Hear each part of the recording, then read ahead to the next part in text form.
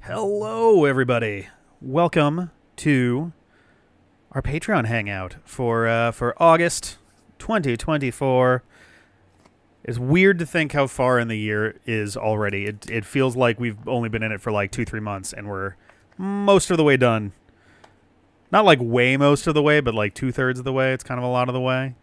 Holy cow!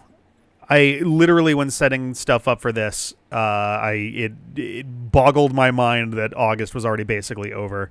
I was like, okay, yeah, we're August is off to a good start. And I look and it's like, oh, it's August 20 whateverth. And I'm like, oh shit, okay, well, maybe not so much then. But yeah, hopefully the month's been going pretty well for y'alls. Oh no, oh that super sucks, Radar. Dang, I'm trying to remember. I've had an issue with my card once or twice. The biggest issue I had with my card was I'm pretty sure my debit card was stolen back when I was in college, and it happened over the summer, during a summer when I was not working. I was in fact taking classes, so it was like, what is the fastest possible way that I can get a hold of my bank and get something back? Because I had like $20 in my wallet. I had gone to the mall. I'd stopped. I've told this story a couple times, I think. I went to Best Buy, and well, rather, I was headed to GameStop. I was going to buy a game at GameStop. I don't remember what game it was. This would have been, oh boy, I think this would have been summer of 2007. That sounds about right. 2007. And I was on my way into GameStop, but my way in was through Best Buy. And on my way through Best Buy, I saw, I think it was, they had the second season of Scrubs on DVD. And I was like, oh yeah, I'll grab that. Why the hell not? And I paid for it, and I walked away, and literally the GameStop is within, like there's a sight line from the door to the Best Buy to the door of the GameStop. And I don't remember passing anybody. So I paid, I walked over to the GameStop, I looked around for a minute, and then went into my wallet, because my debit card is in my wallet. It's not something I would have just had in like my pocket or something. I went to go pay for whatever I was trying to pick up, and my card was not there. And I was like, and I thought through it and was like, all right. And I apologized to the clerk because I was like, oh my God, I'm taking up your time. But I went back to the Best Buy and I asked the person at a register. I did not remember who was working the register because I was just at a Best Buy passing through.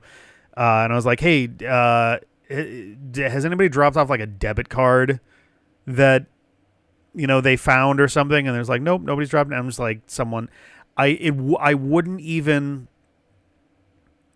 like, it's entirely possible that the person at the register stole my debit card. But, like, regardless, I then was like, uh-oh. All right, so I'm going to be... At the time, I was spending the summer sort of subletting. I was essentially staying at the apartment of 3 of my friends with whom I was getting an apartment a month later. Like, we already had more or less figured out what our apartment was going to be, but we weren't moving in until, like... basically right now. It was like the end of August, maybe it was the end of July or something, and this was like a month before that, and I wasn't working. I was taking summer classes even, and I was like, all right, I guess I'm eating based off whatever's in the fridge or freezer. They had a big thing of freeze pops. I think I sustained myself on freeze pops for like 2-3 days because I had so little cash, and I think I had to I called because they had a physical location that was in the city, so I wound up calling and being like, is there any way that I can get a new card that I can physically come pick up myself? And I think that I want to say they were like, yeah, we can arrange for that. I was like, oh, thank God. So it wasn't terrible, but it was just like fucking nightmare. And the worst thing too is anytime you get an updated card, all of your online shit gets erased. Both my personal card and I have a D-pad card because I have a separate bank account that's meant for D-pad stuff. And so a separate debit card that goes with that. The bank that I get all my stuff through used to be Visa for years and years and years. I've had the same bank account since basically since right about then. I think I switched banks shortly after. Like I changed banks like a year or two after that because I was getting charged for not physically going to the bank once a month, which was silly. And then I've had them for years, and only now, like more than a decade later, almost 15 years later, in fact, they're like, oh yeah, we're switching to MasterCard. So everything attached to both of those cards, I had to reset. I still, I'm sure, have stuff that needs to be reset as well. It's a mess, but my God. Someone lost my whole wallet. Oh no. Oh, nice. Okay, cool. I'm glad that the janitor found it. I'm glad the janitor was cool. Oh God, that's like my nightmare scenario is like losing my wallet at this point because like half of it is like if you quizzed me on what's in my wallet, I could probably come up with a pretty basic list of stuff. But if there's like a wallet photo of my nephew from like 6 years ago that's in there. There's I think there's like a Charlie card that's long since expired that's in there. Like there's a bunch of like random shit along with debit card, credit card, and some amount of cash. I don't think it's all that much. Yeah, goddamn. That's like always my big worry is like, oh God, where's my wallet? When I go on trips, I get nervous about it because sometimes I will pack my wallet into my stuff for certain legs of the trip, depending on what it is. Like, oh, we're taking a bus to go from here to here. All right, I'll put this in my like carry-on essentially, so that it's not, I'm not sitting on my wallet all day. But oh yeah, no, I do the same thing. I'll right pockets for my phone, back pockets for my wallet, left pocket usually doesn't have anything in it these days. It used to be my key pocket when I was driving or when we lived in an apartment and we were locking the door. I mean, we weren't locking the door a ton, but in case everyone was, essentially our rule was if everyone is gone, you lock the door behind you.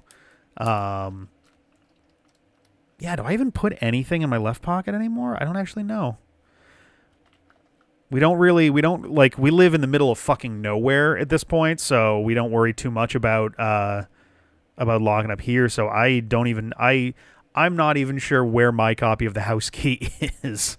We actually have to change some of the locks anyway, I think, because there's a couple doors that have like either weird styles of lock or they have a lock that doesn't match the rest of the doors. So we're just like, all right, we gotta fix that at some point. Left pocket is keys and wallet. Right pocket is phone. Back pocket for temporary things. Okay, interesting. I think if I had like one of those, oh shit, I can't remember the name of it. It became really big like maybe 10 years ago. A Ridge wallet, like one of those styles, like the minimalist wallets. I might put that in my left pocket rather than sitting on it. And if anything, is because it's so small and compact that I'd want it not in my back pocket. I have one of those old like brown leather kind of wallets, so it's big and it's also a little bit like soft, like there's some give to it, so it's not too terrible to sit on. And also I have a smushy butt, so that helps too. And yeah, it's too big for my left pocket without it becoming just obnoxious. The worst is if we're on like a road trip or something and I'm running into like a gas station convenience store or something, like, oh, I want to get something on the road. I need a coffee. I need some beef jerky. I need, something. It's me running in with, my baggy, comfy pants and my wallet, like dragging my pants down in my right pocket. And it's just like a huge pain in the ass. But, yeah, I've heard weird things about the Ridge wallets lately. I don't know much in the way of details, but it was enough that I was like, all right, well, I don't feel bad about missing out on it then. Put scrap paper in the back. Ah, nice. Yeah. Oh yeah. Any like receipts or trash stuff tends to go into the left pocket if I need to hang on to it for a little while. Oh, an eel leather wallet. Wow. Dang. That's pretty wild. Holy shit. I never really thought about like alternative leathers as the basis for wallets, because I'm sure, I assume mine is like a cowhide leather, if it's even real leather at all. And I have seen gator wallets, basically like gator and crocodile leather wallets. But I never thought about stuff like eels. Eel's a very interesting material for that.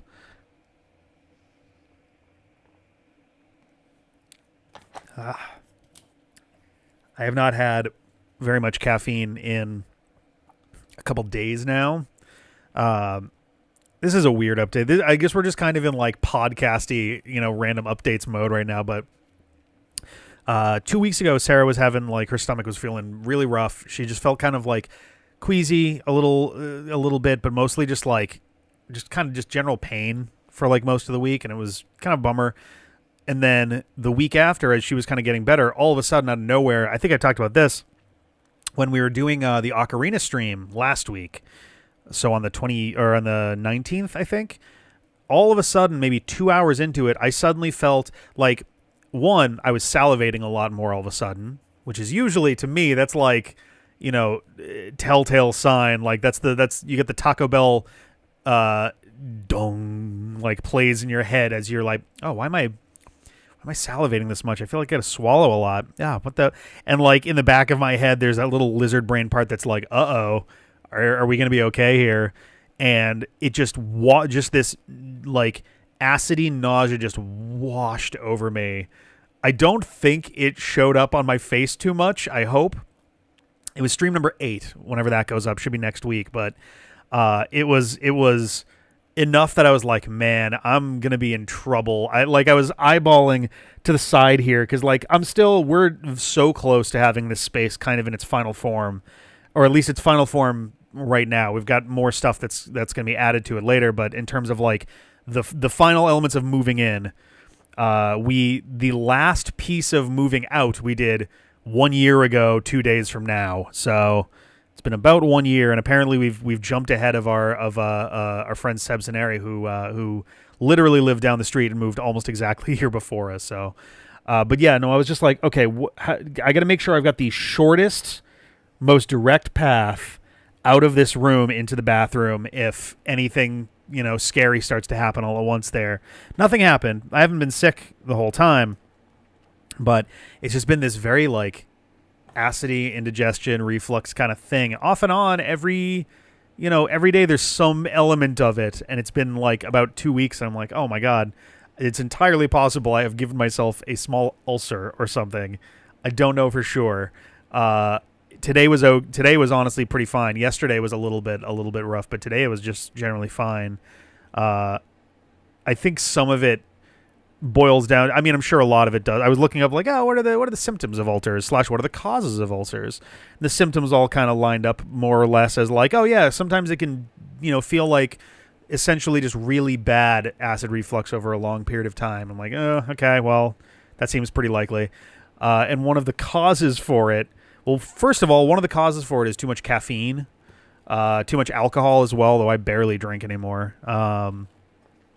I used to have like a drink or two during streams, but like once every like 2 or 3 months, I would have a stream where I would go for a third drink, and I'd be like, I'm feeling like I'm okay tonight, and then I'd get a little ways into the drink. I'm like, oh, this might have been too much. I feel like I'm not as focused now, and I feel like I'm a little bit slipperier, basically. There's also like the current layout is one where I wouldn't trust myself with more than a single drink anyway. Just there's too much stuff that's still kind of in flux, and I wouldn't want to spill. If I literally, not to jinx it, and really I'm going to be rearranging this space tomorrow anyway, but I have how many do I have over here? I have 3. How big are these? These are about, I'd say 7 or 8 inch tall, 3 inch wide, maybe like 2 1/4 inch wide, 8 inch tall hard drives that sit like this. If they're this height, they're about this width.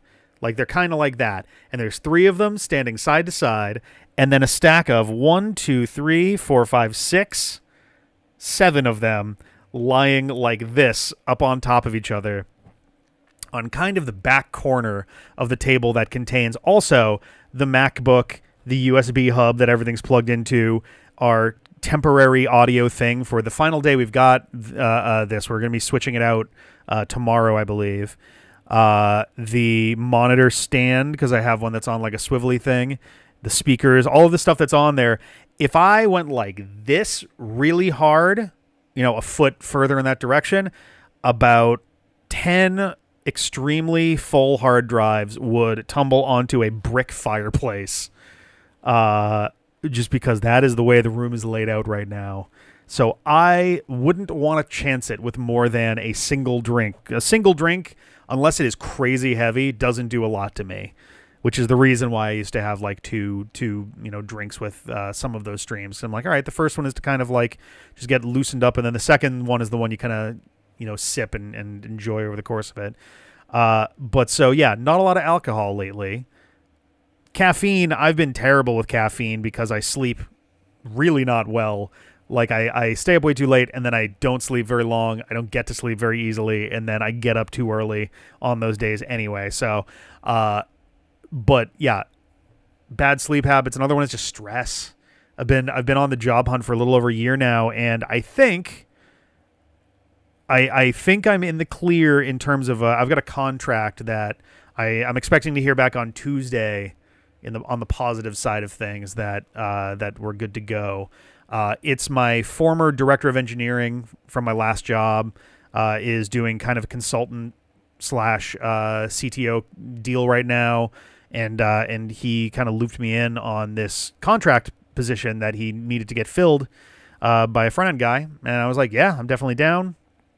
So I met with the co-founders because the four of us that were on the call, the three of them and potentially me are the whole company at the moment. So it's basically, all right, here's the culture check.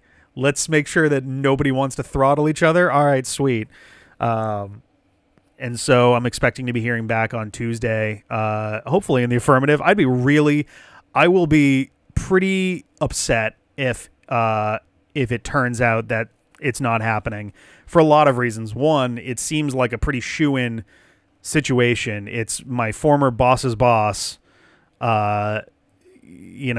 I spend time chatting with all the time anyway, pulling me in personally to do this thing, and it is I've been skating the line very delicately on money stuff. So it'd be nice to get even the first week of pay from this will relieve me greatly in terms of like fixing stuff.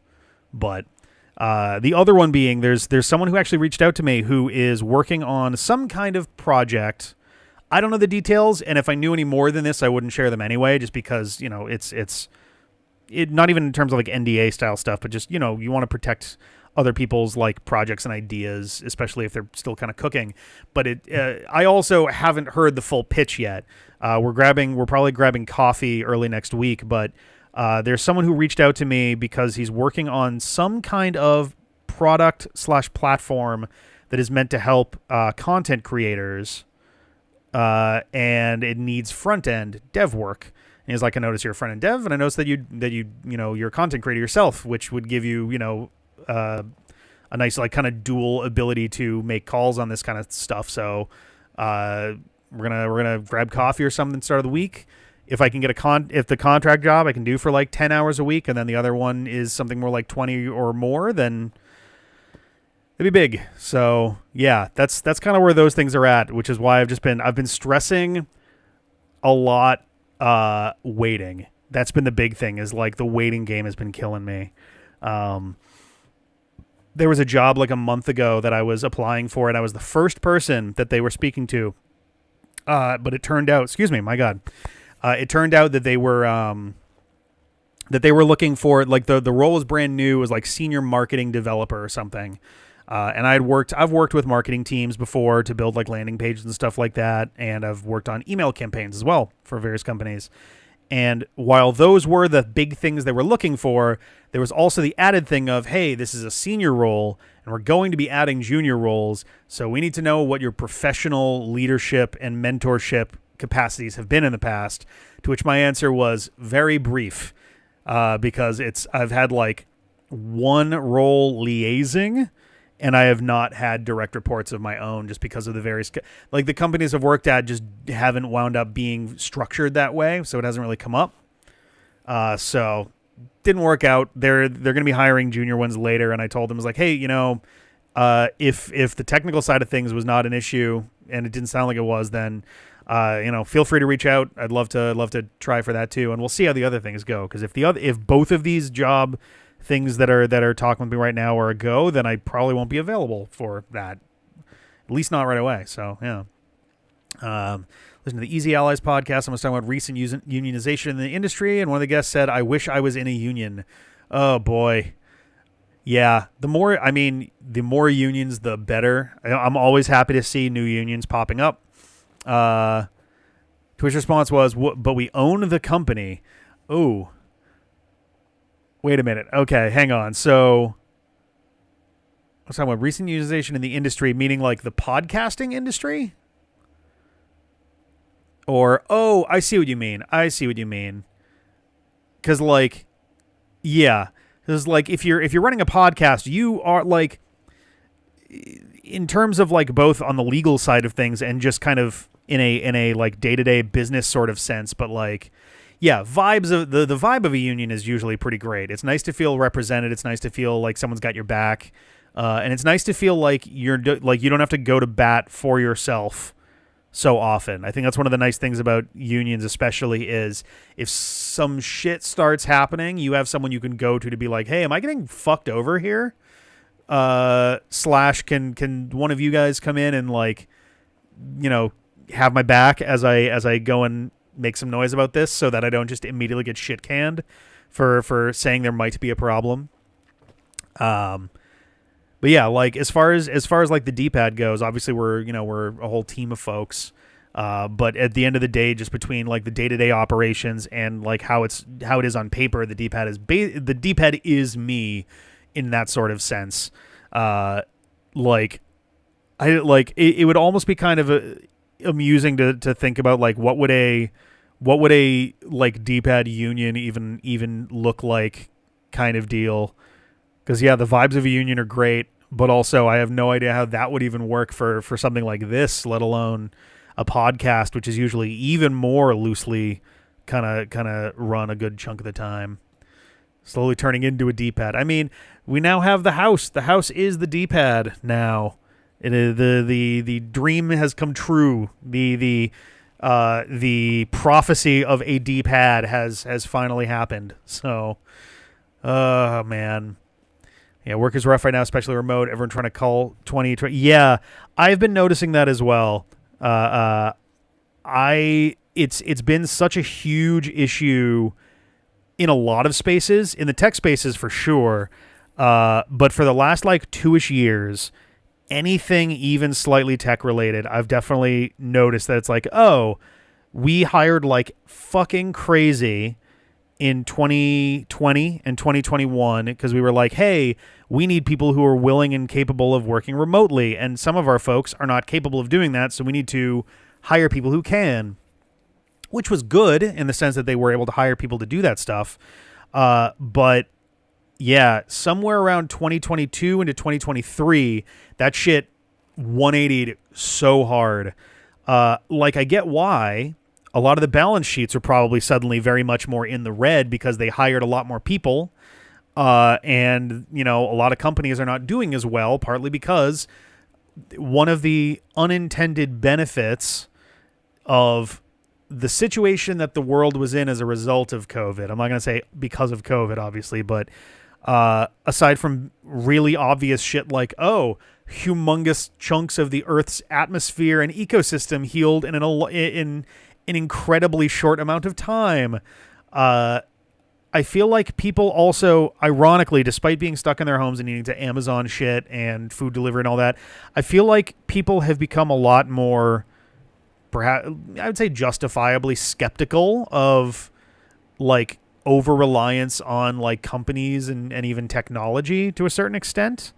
I feel like, a lot of stuff that would have been kind of like, oh, sure, whatever, before, nowadays people are a little bit more frugal, I guess, with their time and their money.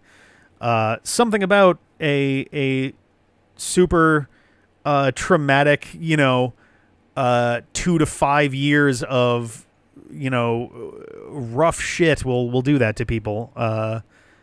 It is weird to think of. It occurred to me this past week that we are not less than. We're about to be exactly. We're just shy of 6 months short of 5 years since the lockdowns started, which is wild. It's still like, it doesn't feel like yesterday in the same way that like 2022 basically just felt like, summer of 2020, but like it really does feel like just a huge chunk of time just got wiped off the map entirely.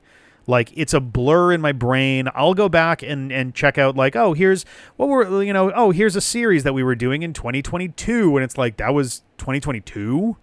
That was that recent? I barely remember doing this at all. Like, really fucking strange. I myself fishing in some army field triage. Yeah, it's not a bad idea. Because, like, who fucking, like, I'm glad that the lockdowns happened. I'm glad that masking happened. I'm glad social distancing happened, because as psychologically difficult as that was, and it really was, the alternative would have been so much worse. So much worse. And considering how bad it was, even despite that, like I don't want to, go too far into like political stuff, but it drives me crazy when people still refer to COVID as like the flu, when it's like, you can look at the statistics of what the flu was doing in 2020, and you can see very clearly just how much more severe COVID was. Like, flu deaths were almost non-existent. And what was it? Oh, in 2021, I think it was, because it was the full calendar year, 2021. There was exactly one child death to influenza in 2021, down from, I think it was like over 10,000 in a normal year from 2019 back, and it was down to one. And the hospitalizations were way down and all this stuff. And it's like, yeah, because people were staying at home and masking up and social distancing. And so you compare the numbers for the flu to the numbers for COVID, and it's like, if we just went about our lives like nothing was going on, and it was proportionally, and COVID still was proportionally more damaging and more hazardous than the flu, with the flu's normal numbers, like, society would have completely collapsed.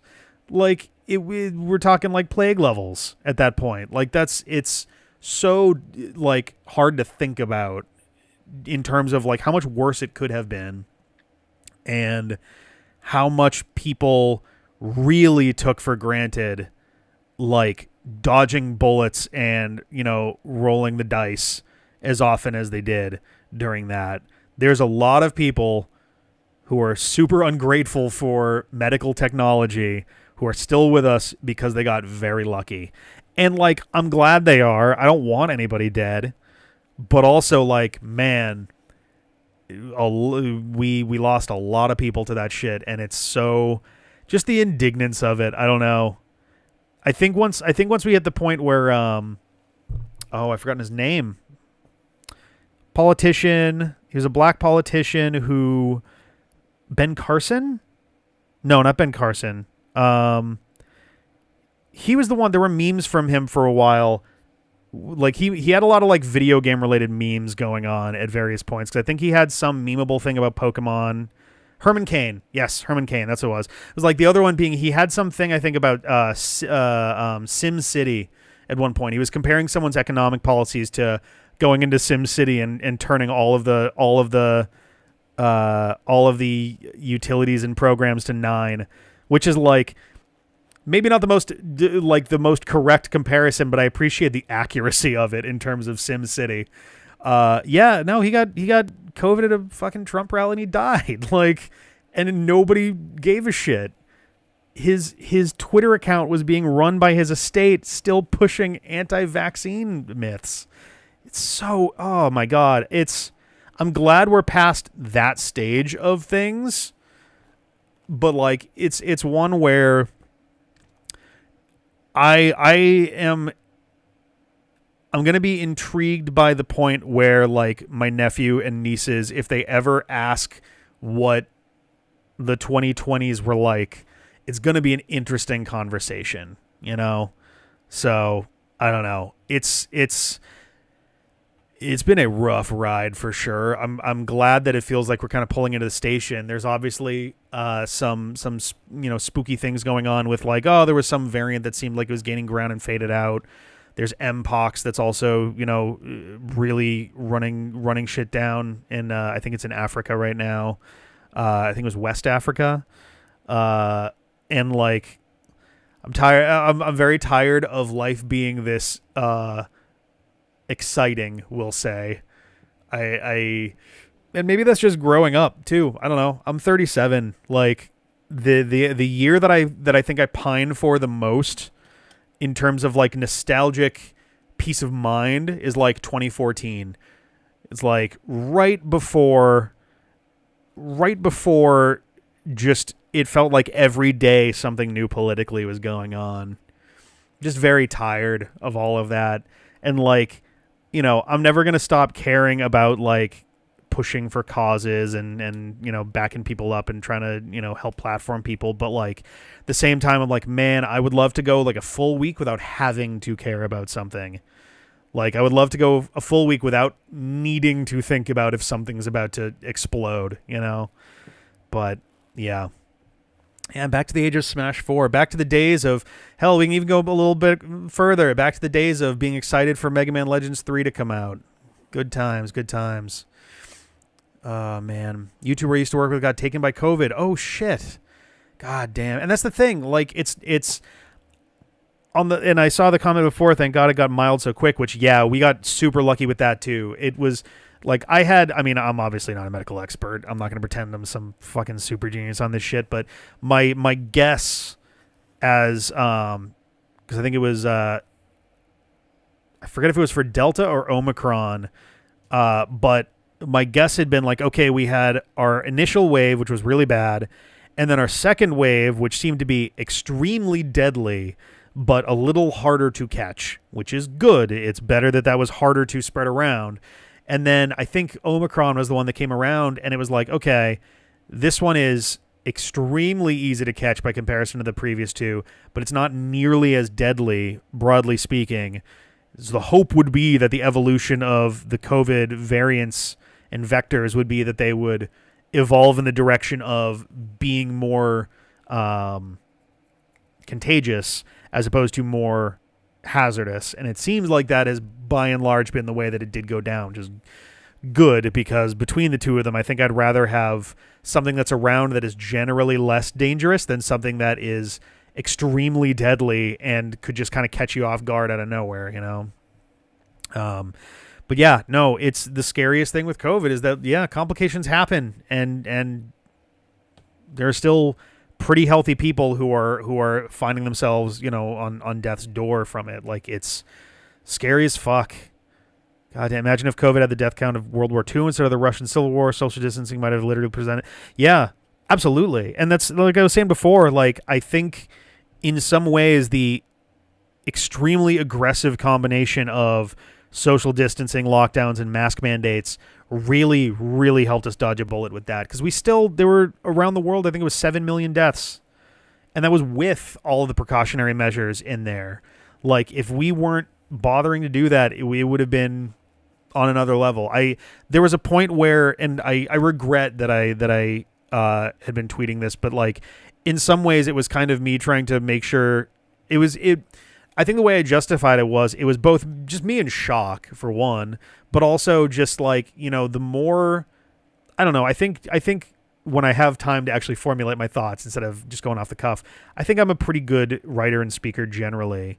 And I think there are certain ways that you can present data, because I'm a mathy guy. I really like math and statistics and data and like mushing it around and coming up with fun statistics and threads between things.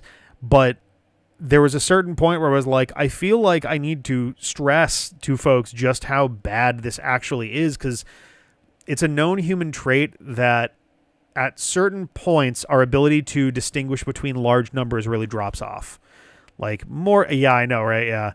More or less, by the time you get to 1 million, we have a hard time really mentally calculating 1 billion by comparison to 1 million.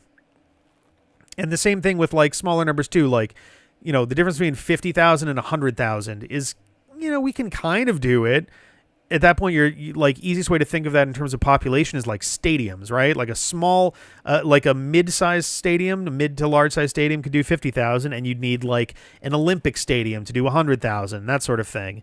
But like there was a point where the death toll was like more than every other war the U.S. had been involved in, except for like World War II or something. And it was like such a ridiculous number after like a year and a half that it was like it was a vain and naive hope to be able to like, if even like 1% of the people who ultimately saw one of those tweets was able to look at that and go, wait, what? And like take it more seriously, then it felt like it was worth it, And yeah, at its peak, COVID was taking between 3,000 to 4,000 people a day. I think some days were over 5,000. And it was like, and that was in the U.S. and globally it got, I don't know what the number was in terms of how frequently, but there were points where in the U.S. we were having daily death tolls above 9/11, and it's like we couldn't have shut shit down any harder or faster in 2001, and here we are in 2020, just like kind of going, oh, that's a bummer. Glad it wasn't me, and going about our day. And I've talked about too before, like Sarah and I are both engineers, and we do like computer engineers basically. Like I do my web dev, she does build engineering, and so we like the companies we had worked for. She had been working for companies. She's mostly worked for companies on the West Coast, so she's been remote the vast majority of her professional career. It was fairly new for me. The first two industry companies I worked for had strict no remote policies. You had to be in the office. And then the company I was working for when COVID happened was already one where I was half in, half out. It was nice to be able to do remote work. And it was just like, yep, nope. I distinctly remember it was a day I was working from home because I worked from home. I think it was like Mondays, Wednesdays, Fridays, and I went into the office Tuesday, Thursdays.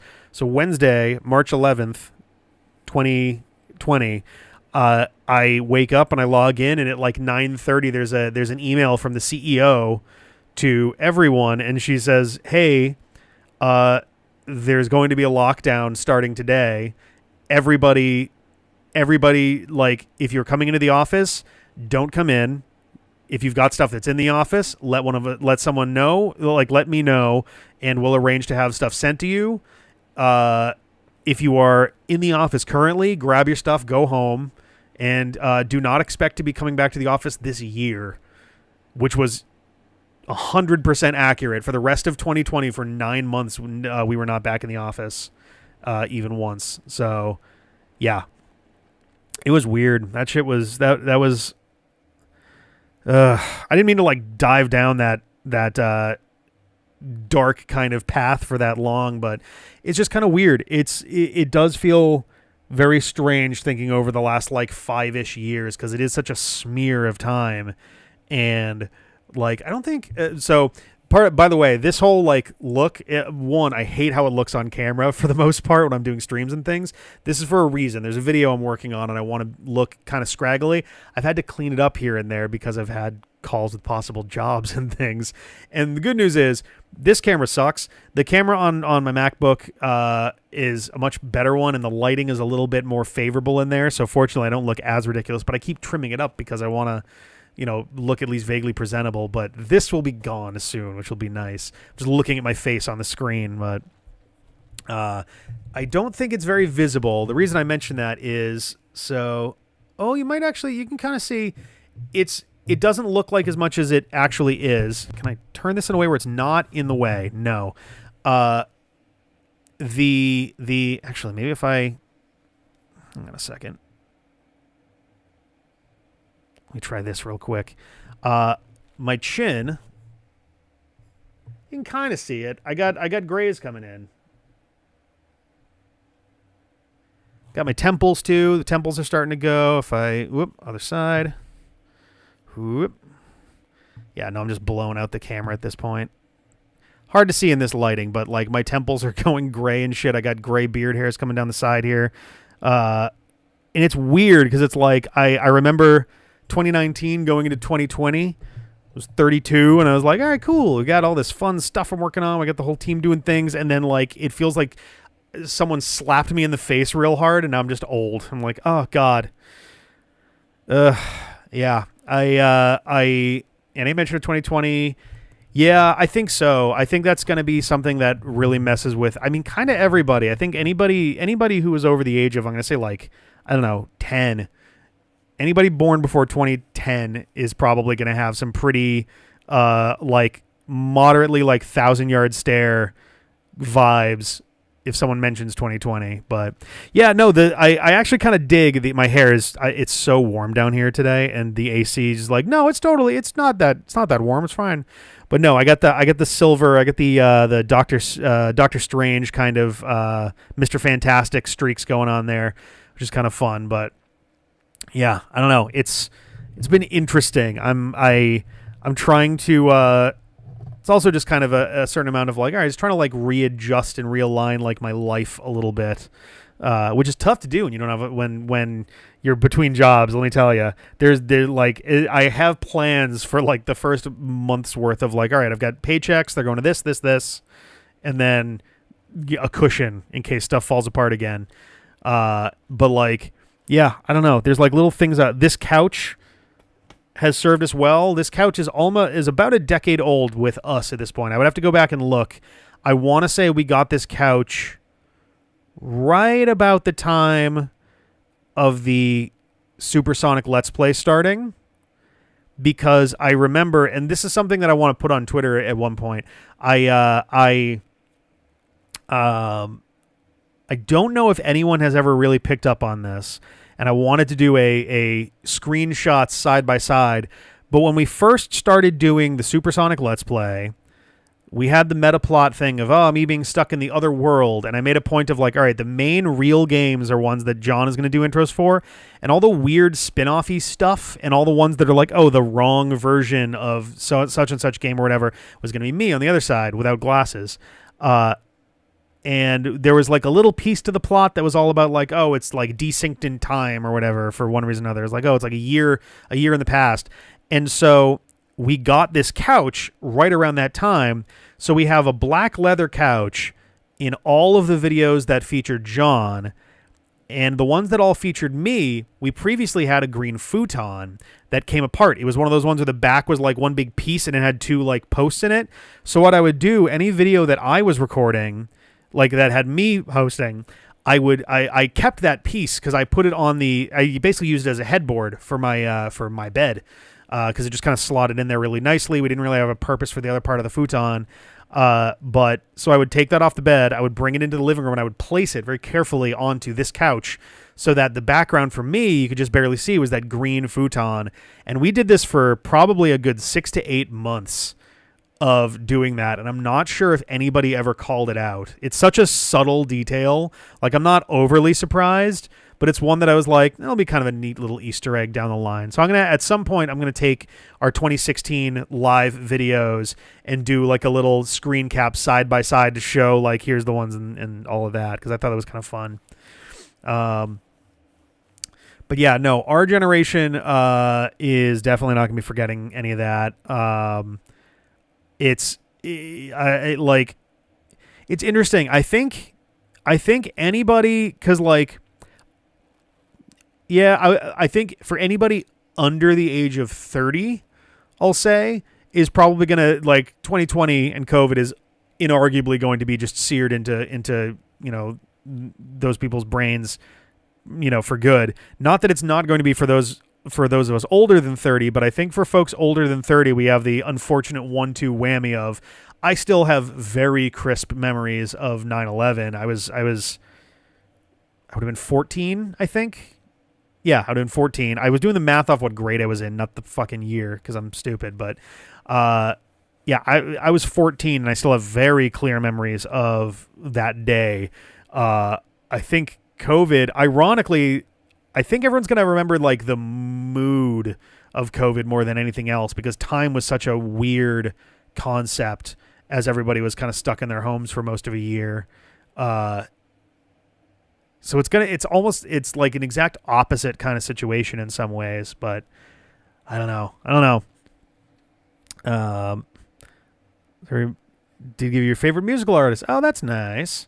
I keep meaning to, like, there was a point in like 2023ish that I wanted to do right around March 11th. I wanted to do like a Twitter thread that was like a shout out thread to the various like YouTube channels that and musical artists too that I'd been listening to and watching and stuff to help get through COVID. And I never wound up actually doing that, and I do kind of regret that. I might do a little thing for that next year as kind of a way to exercise a little bit of the stink, you know. I should get into the schedule stuff, like the video, where all the videos and things are at, because if I don't, then we're going to be horrendously late. We're already probably going to be starting Digimon a little bit late after this, but I want to roll through some of this while I have a second here. Let's see. From the top, we got Marvelous. Marvelous, we've got back on its feet again. I didn't realize how long it had been between sessions. Between like Jeff has been off in the Midwest. I think he just got back a couple days ago, Monday, I think. And Peter's been kind of in between a couple things. He had like a big bike event that was I think earlier this month. And then he's working the fair, so he's gonna be very busy as well. So there's been a lot of like setup and things there too. So like it's just been a lot of kind of points where I'm like, okay, what can I cram through, semi solo on some of this, which is where we got some of the like battle tower stuff in Pokemon. It's good to have Marvelous back on its feet. I think we're going to be changing to 7 episodes a week. My plan is to be, at least for right now, be doing 7 a week. So there'll be another one tomorrow, another one Sunday. Mostly because I don't think if we stick to 5 days a week, we're going to be done in time for Echoes of Wisdom, which is the last week of September. I don't think we're going to be done in 20 videos, basically. 30 videos, maybe. We'll see how that goes, but if we have to do slightly longer episodes, or if we have to have them overlap a little bit, not the end of the world. But I wanted to do my best to try and have Marvelous be as done as possible before that came out. I was fully not expecting there to be another Zelda game, until we were done with the wave of stuff we're working on for Reawakens. I thought for sure it was going to be another like year or two beyond this before we got anything. So pleasantly surprised. Echoes of Wisdom looks good. I saw that there was mention that there was stuff about the still world. I didn't really check out the videos because after I see an initial trailer for a game that I know ahead of time I'm going to buy, I usually tune out as much as I can because I like to be surprised. But I am excited. I did see an image of what looked to be Zelda essentially wearing a ghostly apparition version of the like tunic and stuff, and I don't know if that's like an effect from one of the items or if that's something she changes into at some point, but it'll be interesting to see. I'm excited. I don't even know who the real enemy of the game is, which is also a nice thing to not know ahead of time. Want to make yearly Zelda games and released exactly 4 in the 6 years since. Yeah, they did, because what? Tears of the Kingdom, Link's Awakening, Echoes of Wisdom. I guess Age of Calamity was like 2020, wasn't it? Jeez, holy shit. Because I think, yeah, Breath of the Wild was 2017, and I don't think did we get anything between. I guess we technically got Skyward Sword HD. Oh, Cadence of Hyrule also. That's a good point. Yeah, which wasn't strictly Nintendo doing it, but. Still, though, that is another Zelda-y thing. Yeah, because it was complicating our wrapping up of A Terrible Fate. I remember that being kind of an awkward thing going on there. But yeah, Marvelous is going well. Chapter 3 has been very interesting so far. We haven't, in one of the... I think we have 2 more episodes recorded that haven't gone up. We comment on the fact that every chapter feels like an entirely different like genre of thing going on, which is very interesting. Like the first one definitely had kind of a traditional adventure pirate kind of, thing, just like, oh no, kidnapping, go rescue Miss Gina. And then the second one was a very like time travel sci-fi-ish sort of vibe. And now this one is going into a like Invasion of the Body Snatchers kind of area. It really, there's some stuff that has happened that you haven't even, it gets weird. It gets really, really weird. So I'm intrigued to see where the rest of the chapter and the rest of the game goes.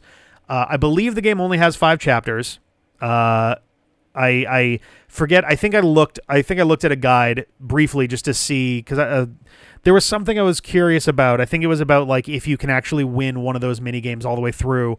And at the top of the thing was like story chapter 1, 2, 3, 4, 5, and I'm like, oh well, okay. I guess that clears that up. So we're probably about halfway through right now, which is why I'm like, okay, 20 episodes, maybe not enough. 30 episodes, I think we will just be able to make that work.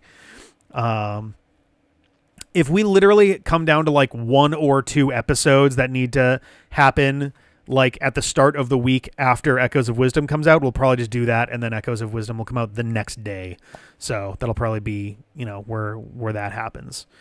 Yeah, that kind of a licensing deal is like nuts, considering It'll Do was originally kind of a pitch for a Zelda game, and they were like, respectfully, no, we can't do that for a lot of reasons. So have fun, and you can put it on a Nintendo system.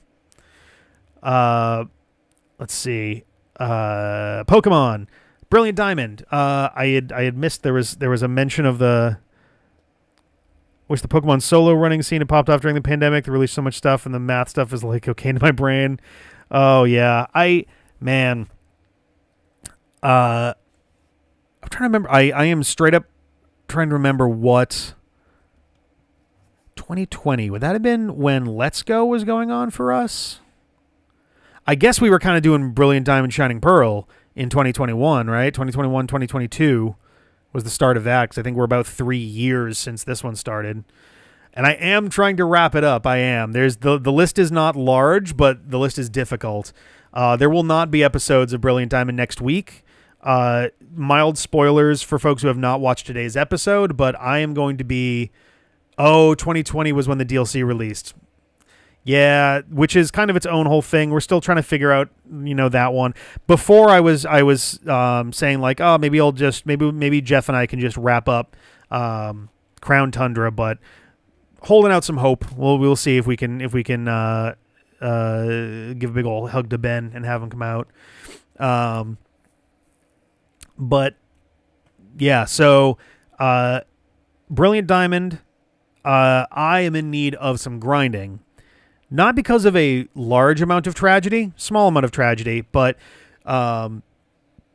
essentially I'm going to do something that I don't think John or I or even Jeff or Dave have really done much of. Jeff and Dave came a little closer to doing this during the Brother Lock. John and I have never really done this, and I'm going to do this, which is I'm basically going to like pre-build up a stable of high-level Pokemon, essentially.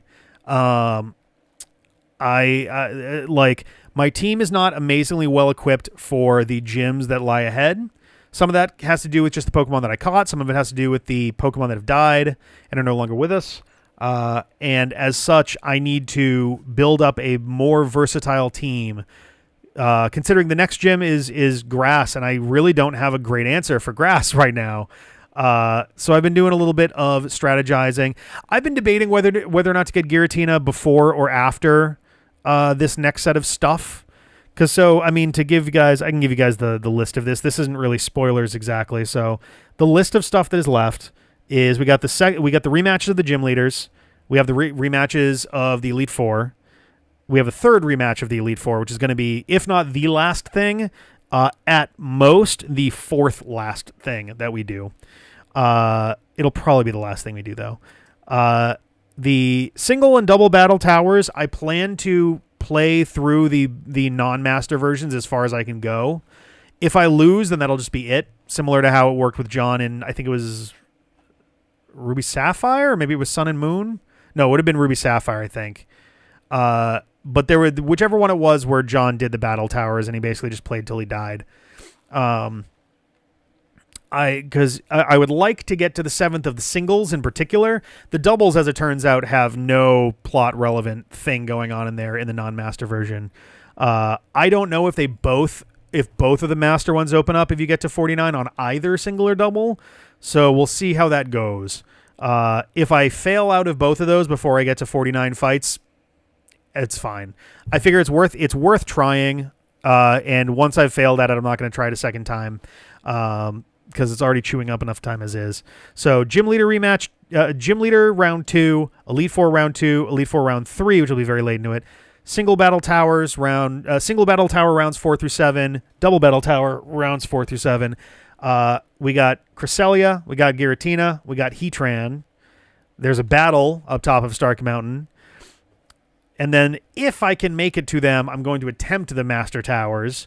And again, as soon as I fall out, I'm done there. And then we have 3 more Pokemon to catch, and that's it. So it's really Battle Towers, the rematches, 1, 2, 3, 4, 5, 6 Pokemon to catch, and 1 additional battle. So like the list is not large, but it's going to be dependent on how well this grinding session goes on my own. And the other bummer is there's not a lot of amazingly fast ways to grind. I was originally planning to grind this week and then keep recording this weekend, but I don't think that's going to happen. I think there's just not enough time, and I would rather not really force it. Yes, Arceus is one of the Pokemon that is on my list. I've been hanging on to that one until right near the end there. Best way to Nuzlocke is have a unique strategy for every major fight, but that requires so much grinding that nobody who doesn't hack in rare candies bothers. That's the thing, yeah. I like the grinding in these games. It's one of the things I actually adore, amazingly enough, about Pokemon Insurgents is the Audino level trainer is an incredible resource in just a regular game, let alone Nuzlocking. So, like, that's gonna be like it's gonna be so much more annoying in Diamond to have to laboriously do battle after battle after battle after battle after battle after battle to get people up there. I may spend my battle points on some lucky eggs to speed it up a bit. I don't know. But the plan is when episodes resume, we're going to be fighting Gardenia and continuing those. It's such a bummer in some ways that the battle tower doesn't give you XP because, man, that would help. Because part of me is like, maybe I can just do the battle tower a little bit more while I get ready for that. And it's like that's just stalling at that point. So I don't know. Use before the actual problem fights. Well, so my plan is essentially my plan was, I don't know if it still is, but my plan was now that most of the non like final shit is done, to do the round 2 rematches, and then before the round 3 rematch with the Elite Four, grabbing all of the Pokemon that are left, and then having my big team to close it all out. But I don't know. We'll see. The gym. I was not expecting Rourke to be that difficult right out the gates. But yeah, it's limited 100 in any stats, so it's like Arceus only had base 107. Oh no, that's kind of a bummer. And yes, level 100 means you have to like buy shit to actually make it useful, which is a bummer, and all of that too. But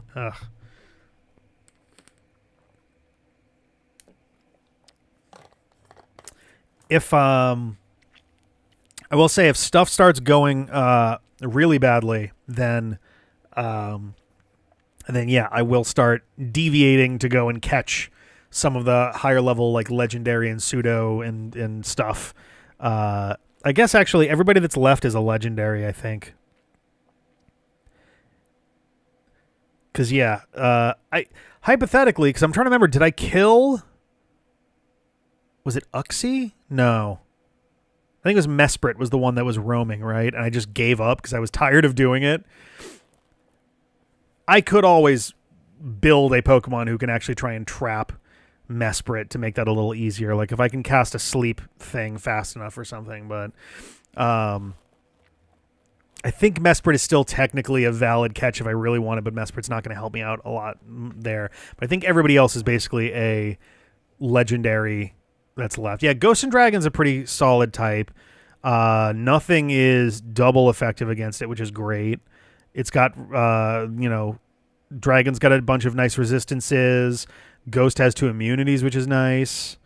So there's a lot of good stuff there defensively, even before you get to the offensive side of stuff. But yeah, the list is not too terrible in terms of numbers. The real problem is just the difficulty. I also was of the opinion going in that it was like, okay, yeah, I'm probably is weak to fairy and dark. Yeah, basically fairy for dragon, dark for ghost. I guess it'd also be weak to ghost as well. But you really wouldn't want to put a ghost out against a ghost dragon anyway. I guess, yeah, wait, ghost dragon is also weak to ghost and dragon, which is kind of a bummer. In Gen 5, it had no weaknesses. How does that happen? Did it have like a weird ability that did that? Or... yeah, ice for dragon as well. That's true, yes. Because I want to say, I thought that... I was going to say Sableye. Was Sableye Ghost Dark? Yeah, Ghost Dark was one. Yeah, Sableye had no weaknesses for the generation it came out. And then, like, immediately after they or maybe it wasn't... I think Sableye was Gen 4 or 5? I think it was Gen 4. Spiritomb. Maybe that's what I'm thinking of then. But yeah, Ghost Dark, because that one was Gen 4. Yeah. But so that's where Brilliant Diamond is. Relatedly, updates on Pokemon Insurgents. I have been working tirelessly to get Insurgents as close to replicated as I can. The D-pad wiki I have updated, so it is now completely up to date with the run. Hello, nobody, basically. Hello. Yeah, they gained a weakness in 6 when Fairy came around. So Insurgents, I now have notes that take me all the way through what's left of the replicated run. I have caught the game up to the second gym battle. Excuse me. Oh my God. The battle with Xavier, I think. I think Xavier, the forest themed gym. So after that, let's see if I can remember which ones come when. Because Orion was the first one. Second was Xavier, who had the forest themed gym, which I think was Bug and Poison. I don't think it was Bug and Grass. Then came, I think West was number 3, who had the like sky themed gym, which I think was Dragon and Flying. We got through 6 in the original run because that was where the game ended. Because every 3, the gyms 1, 2, and 3 were then followed by a super difficult battle that I was referring to as the Disc 1 fight. Gym 4, oh boy, I forget. One of Gym 4 or 5 was kind of a machine gym. I think 5 was a machine gym, which was like steel and electric or something. And then 6... actually, no, that might have been 6, because immediately after that, you get the ability to get armor for a couple Pokemon. And I got some to Tennyson, my Flygon. And then immediately after that was a double battle, which on the one hand, it was nice to have a Pokemon only have one Pokemon in and then have a partner trainer with a Pokemon in, because it meant I was only risking one at a time. The problem is when she ran out of Pokemon, it became 2-on-1. And the opponent's team included a Kyurem White and an armored Zekrom, which was kind of like a lot. But yeah, we have thankfully reached a new era of Pokemon fan games where the fan games are not just, I made a Pokemon game and it's harder. And that's it. And it's like, oh, okay. Where nowadays we have there's a Pokemon open world multiplayer fan game. There's the Pokemon, there's the Pokemon one that's, I guess people are referring to it as a roguelike. It's kind of accurate, but it's the one that's it's 200 levels of battles. I guess it is a roguelike, yeah. Emerald Rogue, yep. Poker Rouge, Radical Red. There's also Inclement Emerald from like a couple years back that I've been really interested in. So Pokemon Souls-like.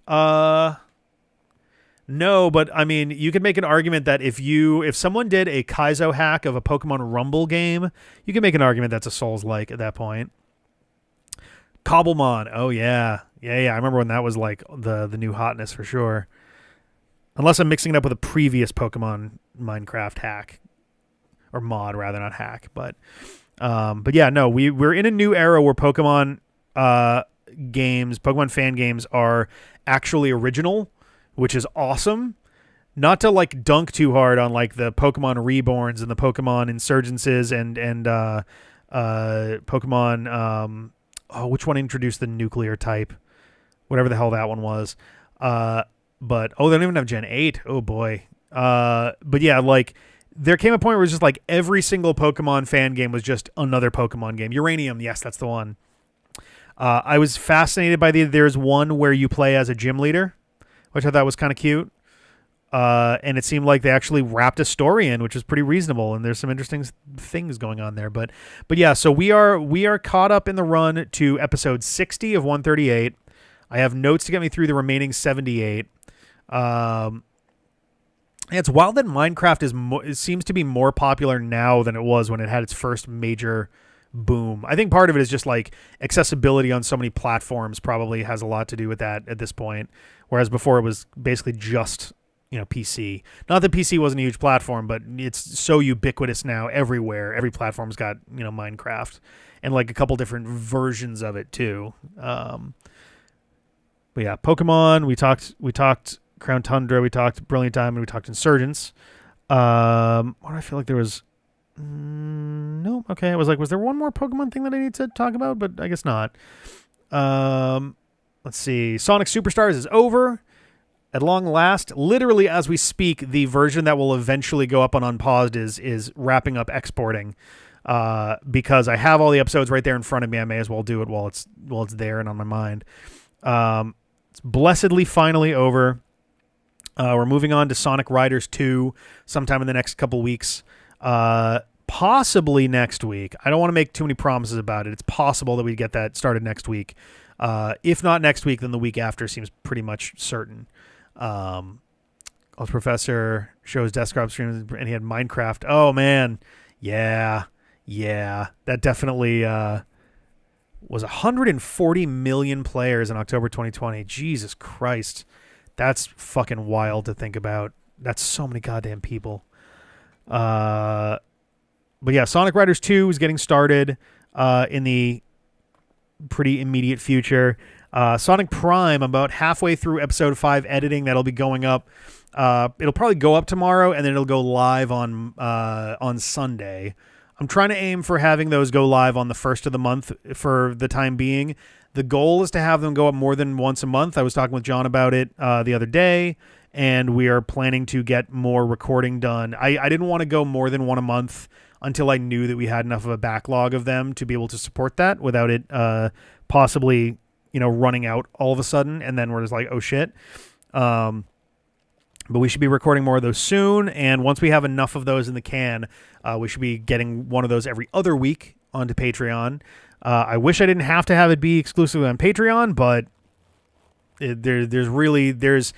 I have more than 30 different cuts of the first episode of that, shrinking it over and over and over again to try to make it work with YouTube, and nothing ever was good enough. So I am out of options. So that's where that's at. At the very least, even if we're only doing one a month, we will be done with the first season before the end of the year.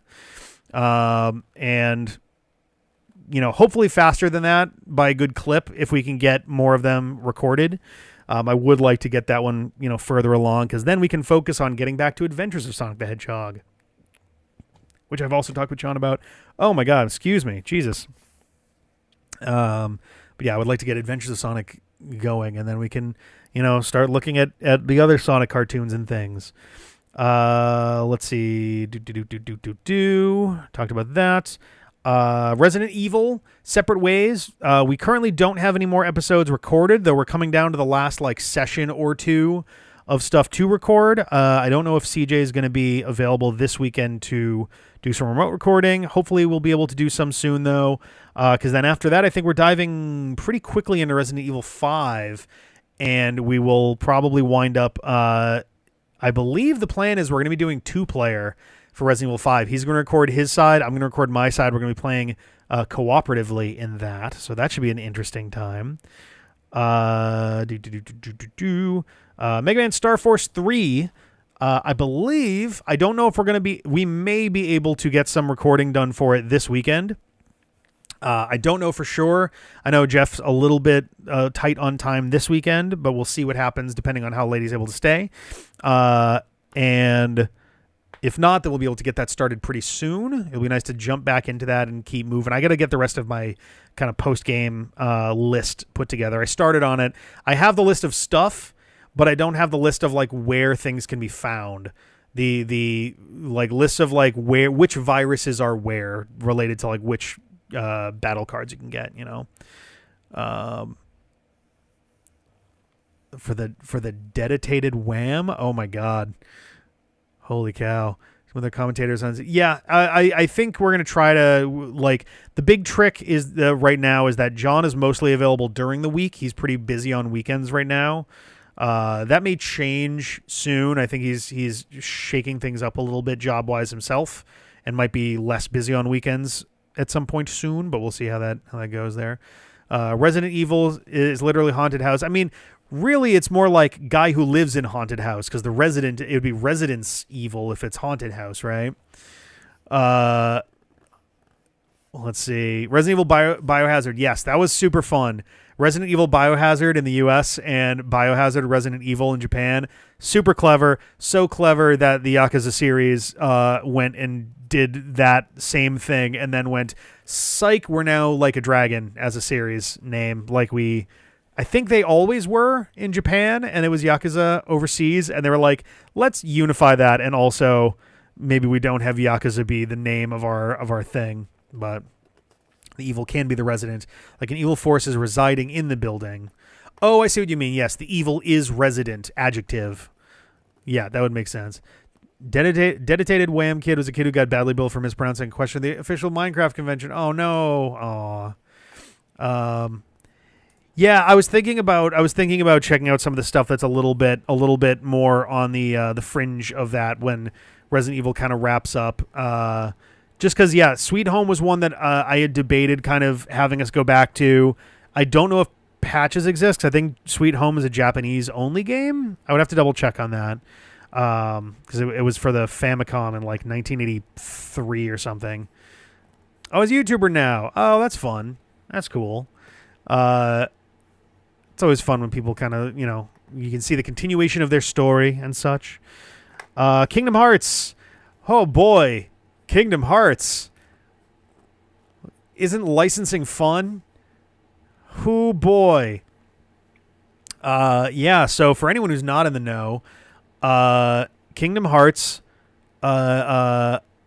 Union Cross, what is oh my god, the official name of the app was Kingdom Hearts Union Cross Dark Road, which had the game Union Cross and the game Dark Road, except the title Union Cross Dark Road is not meant to be Union Cross / Dark Road. It's supposed to be Union Cross, meaning / Dark Road, because everything is a fucking quadruple entendre.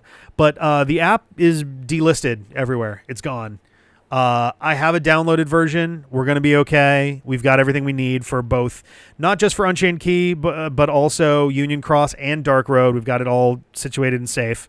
That there were people who were wondering, ooh, do they delist it because they're going to remake it? It's what they did with the Final Fantasy games. And I think realistically, there are only two real options. Option one is the one that people more are agreeing with. The likelihood is that the licenses just ran out and they're not really interested in renewing the license for one half the game, which is the remake of a Flash game that hasn't been updated in years and years and years and years. And Dark Road hasn't had an update in 2 years. It wasn't even live service and was still fully playable offline. Yeah, that was the thing. I was kind of looking forward to playing Dark Road. I don't know if it will still be playable by the time we get there. That could be kind of a really rough time. So we'll see what happens. But the option 2 that some people have been wondering is whether they are planning some kind of re-release. And the best guess that I could have for that is that, they're working on Kingdom Hearts 4. Who knows when we're going to get that? But also people are quick to point out that the plots of those 2 games are extremely relevant for stuff going into 3 and 4.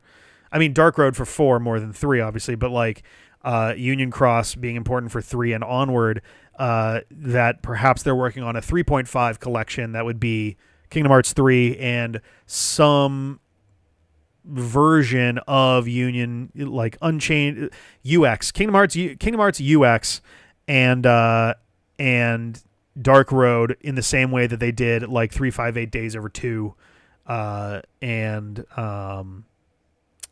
what was the other one that also got that? I guess Coded, I think, also got that same kind of treatment. But like man, the biggest problem though is the lore matters. Like it's not like this is Final Fantasy. God, what the hell was the name of it? It was called like I just thought of it as like, Final Fantasy Fight the Bosses, whatever the fuck that one was. That was basically just a big museum of boss fights. But like the problem is these mobile games for Kingdom Hearts have important lore that is not included anywhere else. The best that they have right now is, I guess, back cover. And even that is an alternate viewpoint, to my knowledge, of the events of Key/Unchained Key. So it doesn't even include the Union Cross stuff. So, yeah, I hope they're working on a 3.5 imminently. And that's the reason they didn't renew the license. Because if not, then like, it was already bad enough relying on recorded video to react to the stuff from Kingdom Hearts Key. It's going to be a lot more annoying doing the same for Unchained Key, to the point where I know that there's folks who've already done this for Unchained Key. I'm sure there's people who did it for Union Cross. Fucking we may have to put up a version of it that's commentary free as a side thing just so people have a resource for it. I don't know. But yeah, I have BlueStacks. That's how we've been doing Unchained Key, and we're planning to do Dark Road. We'll have to see if the servers exist in a way that it's like I guess if it's offline, it doesn't rely on the servers much, but I'm sure that there's not like zero reliance on the servers either. So I don't know. All the Bravest, I think that's the one that I'm thinking of. I don't know. But that's where Kingdom Hearts is. Man. It's really, all the cutscenes are already on there for Union Cross and Dark Road. All right, cool. I didn't go looking for the Union Cross ones or Dark Road because I didn't want to even accidentally spoil stuff that I'd have no foreknowledge of. So that is good to know. Other stuff coming up. I think that's kind of all the big ones, actually. Streaming things. CJ and Felice, I believe, are still doing Heretic and Cult of the Lamb. Those videos should be coming up pretty soon. I've got a big backlog of stream VODs that I've been working on. A lot of intros and outros and stuff. They take a lot longer for those to situate. Oh, nice. Excellent. I'll have to check out Everglow. Ocarina of Four Swords has been going okay. I'm finally un-BK'd in there. I think the next so we're not streaming that this coming Monday. There's a Mario Party. One of the four, I think Zykril is not going to be around, and myself and I want to say Shad are going to be in a Mario Party Madness for that week. But the week after, when we come back, I'm doing the Bottom of the Well, about 2/3 of it. So that'll be nice. And I think we're finally kind of uncorking stuff a little bit. The list is growing smaller by the day. But I'm excited to keep going through that, and it's got me itching to do like other randomizers also, but I need to not just jump into another randomizer when there's space again. Not that, because like I'm going to have Persona 4 for the rest of the year and Brawl for most of it as well. So like, it's not like I'm even going to have space for it anyway, but, Tuesday, I believe Dave finished off, Shadow of the Erd Tree. I think he's still figuring out what he wants to do next, so I don't have an update on that one. The last, I think, 2 of those streams will be going up probably next week. Wednesday has been Persona. Oop. Just checking on a thing real quick. Cool. Something about an upcoming Mario Party Madness in October. Probably back to one-off games. Probably the way to go. I may need to find time to squeeze in some Plucky Squire because I desperately want to play that game. And I'll like, if he also wants to do that, he should. I don't want to like step on his toes, but I will also probably wind up doing that at some point, whether he does or doesn't. If he wants to do it, he should. As of conflicting quality, I'm getting into that part. It's been some rough rides already, my friend. The camping trip was nightmares, top to bottom. Everything to do with how Yosuke interacts with Kanji has been awful. And basically everything to do with Teddy when he is in his human form has been a miserable experience as well. The rest of the game's been great, but that stuff's just been like, Jesus Christ, make it stop, please. But yeah, and then Nightmare and Brawl has been intense already. Haha. The last the first, I feel bad. The first Subspace Emissary stream was a very like splash to the face wake-up call in terms of how difficult that side of things is going to be, and I kind of changed how I was prioritizing some of my stuff for the second stream, and it worked out much better in my opinion.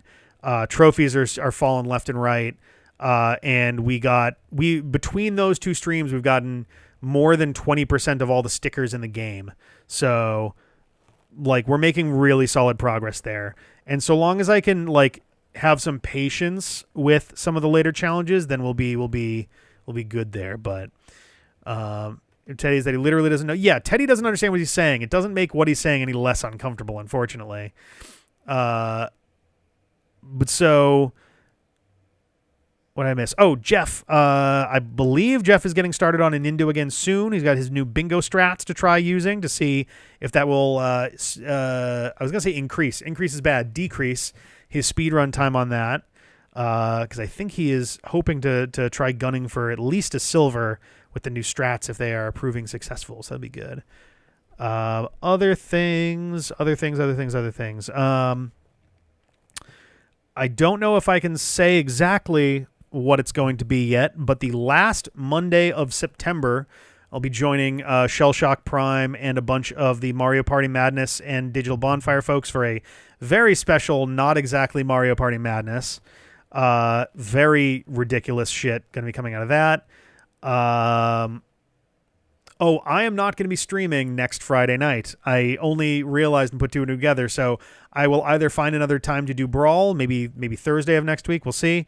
But I feel bad about there being two missing Persona streams in a row, and now we're also having 2 missing Brawl streams in a row just because of scheduling issues. So we will, Teddy the D-pad person. No. Teddy the mascot.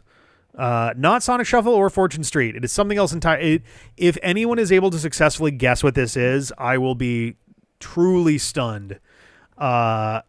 It seems impossible to guess, in my opinion. But yeah, so no Brawl on Friday next week. If Jeff is not streaming Thursday, I may have my stuff prepared ahead of time to do it that Thursday. But if he's good to go, then it'll be Jeff's stream.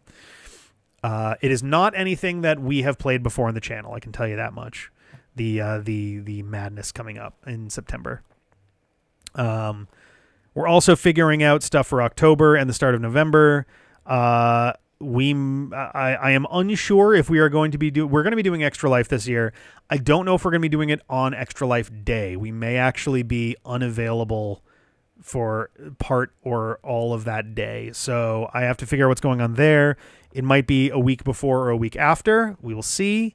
I'm hoping to still do it. It's November 2nd is Extra Life Day. I'm hoping we will be able to do it.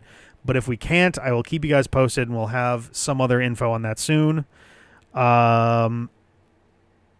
Anything else? I think that's about it. We're like running so late for getting into the community night.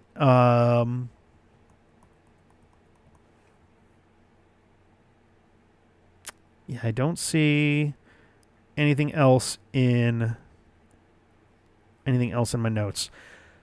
Cool. Yeah, I am desperately hoping to get Mega Man going again this coming month. The monolith that stands between us and that is just, it's a lot. I feel so bad that it's been such a crazy long delay on getting Mega Man going again. It was never meant to take anywhere near this long. I think when the video comes out, folks will probably understand why it was such a slow and difficult process for that. It's a video that I believe is in 6 parts. It's going to be one video, but it's a video in 6 parts. And the stuff that gets talked about gets pretty heavy. So it's been difficult to kind of to really dig in on that, because it does it's hard to go back to recording and editing silly haha videos when some of the conversations that need to be had for this video are on my mind. So it's a little tough to kind of bounce back and forth between those. So I am so sorry that Mega Man has taken this long to come back out. It's going to be... I have started editing the next set of Let's Play videos that we recorded, I think, in December 2022. We have also recorded the series that comes after that about 2 months ago. We have a full month of Mega Man Let's Play content that's just ready to go. And literally one of the comments I think that I make... Oh, sorry, no, not December 2022. Summer 2023. It was like June-ish. Because I remember it was one of the last things that we recorded from the old apartment.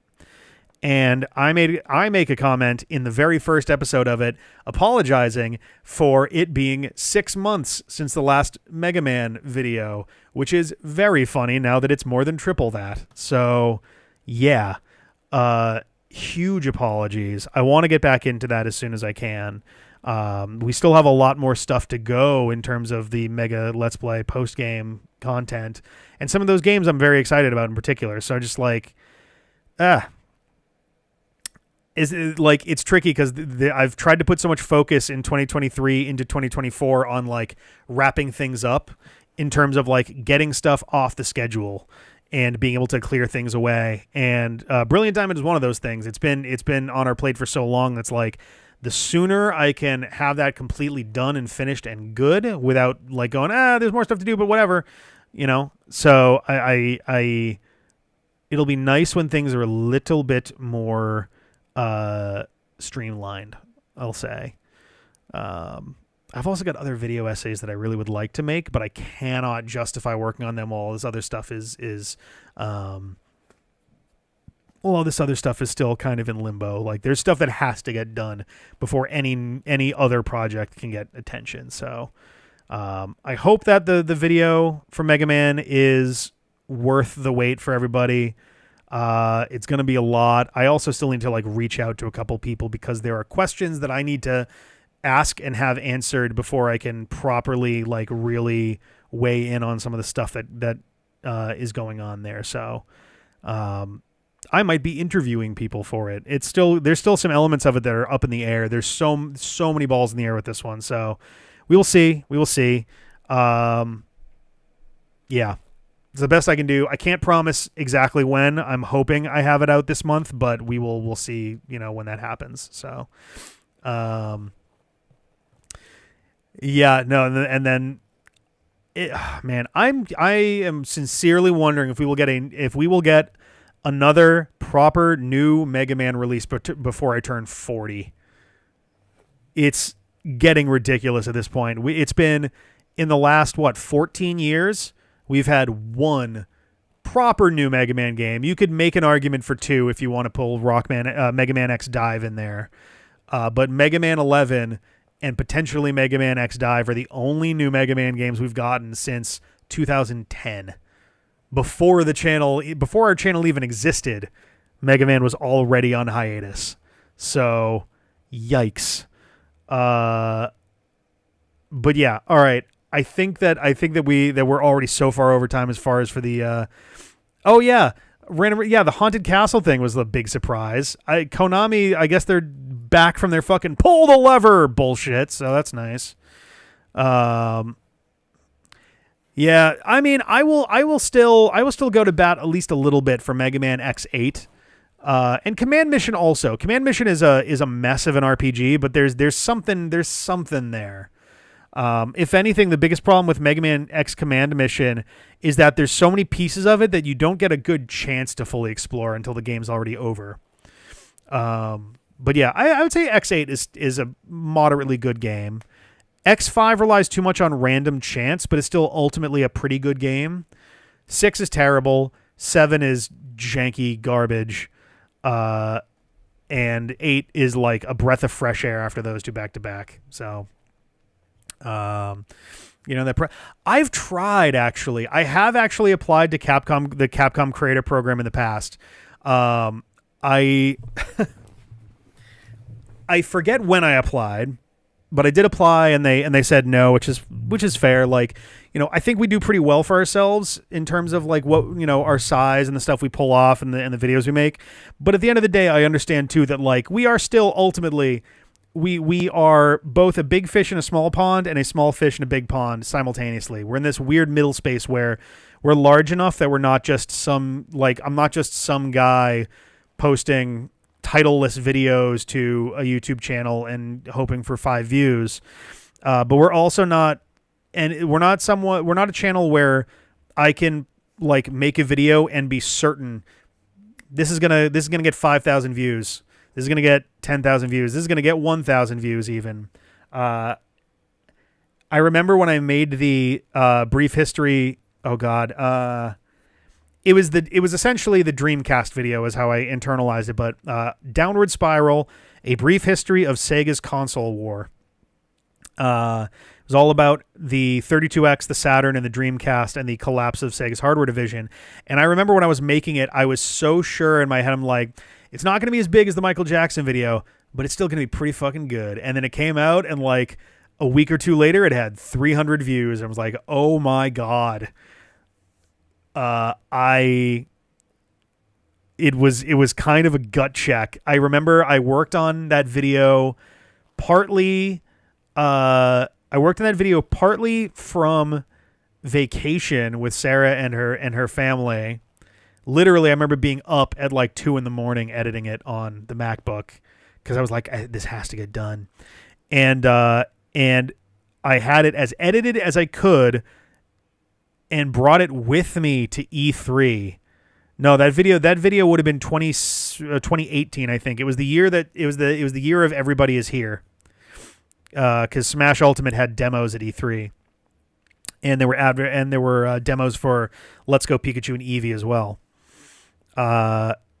And I literally had it. The entire rest of the video was completely edited, with the exception of it has slowly ticked up over time, but the initial and like I'm glad that it has the initial viewership of it was like such a bummer. Because I was like, oh man, we have Let's Play videos that get more views than this, like this early in the game. So I'm glad that it has picked up a little bit over time. I think like a year later, it had about 1,000 or so views. I was like, okay, that's not nothing. But because I brought the MacBook with me, I took a single live shot from the apartment and edited it in because I wanted to be sure that it was good. And then it was me with my phone, me and John traveling, because John and I traveled to that together. He was not living in California at the time. We just kind of made that a joke in the video that he was just in California. But we were like recording in the airport. We were recording in Logan Airport as we were walking to our gates. I recorded on the plane as everybody was getting up. We recorded in the elevator of the hotel we stayed at on our way up. And then we recorded outside of E3 as we were like a block away from it. And like all of these shots they weren't one and dones, but it was definitely like we shot until we got one good take that got all the way through whatever it needed to be. And I was like, all right, tonight I'm gonna sit down and edit this together. And I think that night I finished editing all of it and then put it online, because I was like, I need to put this up. It has to go up. And us being at E3 is something that we didn't actually say publicly, I don't think, until that. And that was the whole thing, was like, we're going to keep our mouths shut until this video goes up, because then we can be like, by the way, yeah, we're actually at E3, it was a blast. I'm sad E3 is gone. But yeah, I have some stuff I would like to cook on, you know. If the informational video is being yeah, I've thought about how best to reframe some of those. Because it sucks, because like it would be great if, because I've thought about having like a D-pad video essays channel, but the problem is you can't, like, a video can only exist in one place, and if it's just a channel where we have a playlist of all of our live videos, the big problem is YouTube's API does not inform people normally when a YouTube channel adds a video to a playlist. And I don't know how well a channel that does not do any uploads of its own would do. And it's not so much a matter of like, it's weird, because like, I've thought before about this, whether or not to have a second channel, now a third channel, that is entirely video essays and moving them over there. But then at the same time, I'm like, that's a really good move if we had 1 million subscribers and we wanted to branch out like that. But we've got 17,700 subscribers, give or take. Our channel is not big enough to fracture our base that hard and not have it potentially have a very negative impact on us. So I don't know. I actually was debating. I put up a new shelf on the front page of our channel for the best of videos, because we're getting back into that soon. But I am thinking instead I may have a video essays shelf that has all of our various ones for that, and I'll just kind of put them in order as best I can. I think I'm going to do a video essay cut of some of our live intros. Shouldn't be too hard. I don't think we've lost any footage since we've started doing live intros. The last time we lost footage was during the original Legendary Let's Play. And which is why if you looked at the Zelda unpaused videos, those ones usually the episode starts, fades in, episode end, fades out, fades to the next one. It's not a seamless transition for a lot of those. And in those cases, it's because I don't have the raw footage anymore. It doesn't exist.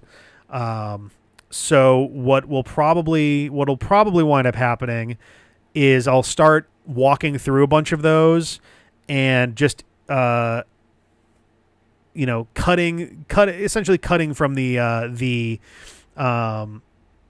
point where the video essay part ends, and then just put in the outro essentially. And I'll just have a bunch of those. They'll be all mostly short stuff, but like, who knows? Maybe it's actually something, or hell, maybe that is something that I put a second channel together for. That's the thing. I don't know. 'Cause on the one hand, it's like, all right, that could be really good. People could really like that. But also, am I undercutting the ability for our own main channel to do well by bringing those there and being able to say like, oh yeah, here is, kind of one of the, it's tough. It's very tough. Oh yeah, no, I've thought a lot about, the Michael Jackson video and how it opens and closes with John.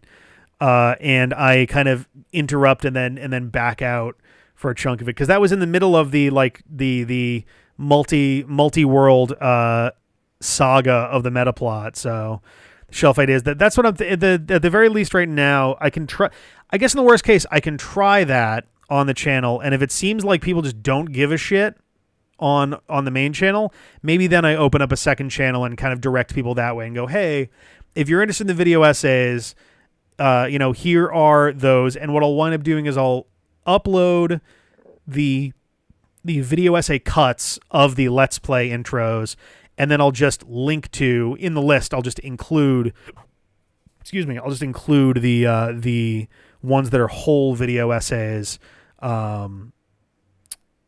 instead of re-uploading them separately. The irony is, I don't remember off the top of my head how many video essays I've done that are not brief history videos, like literally a brief history series.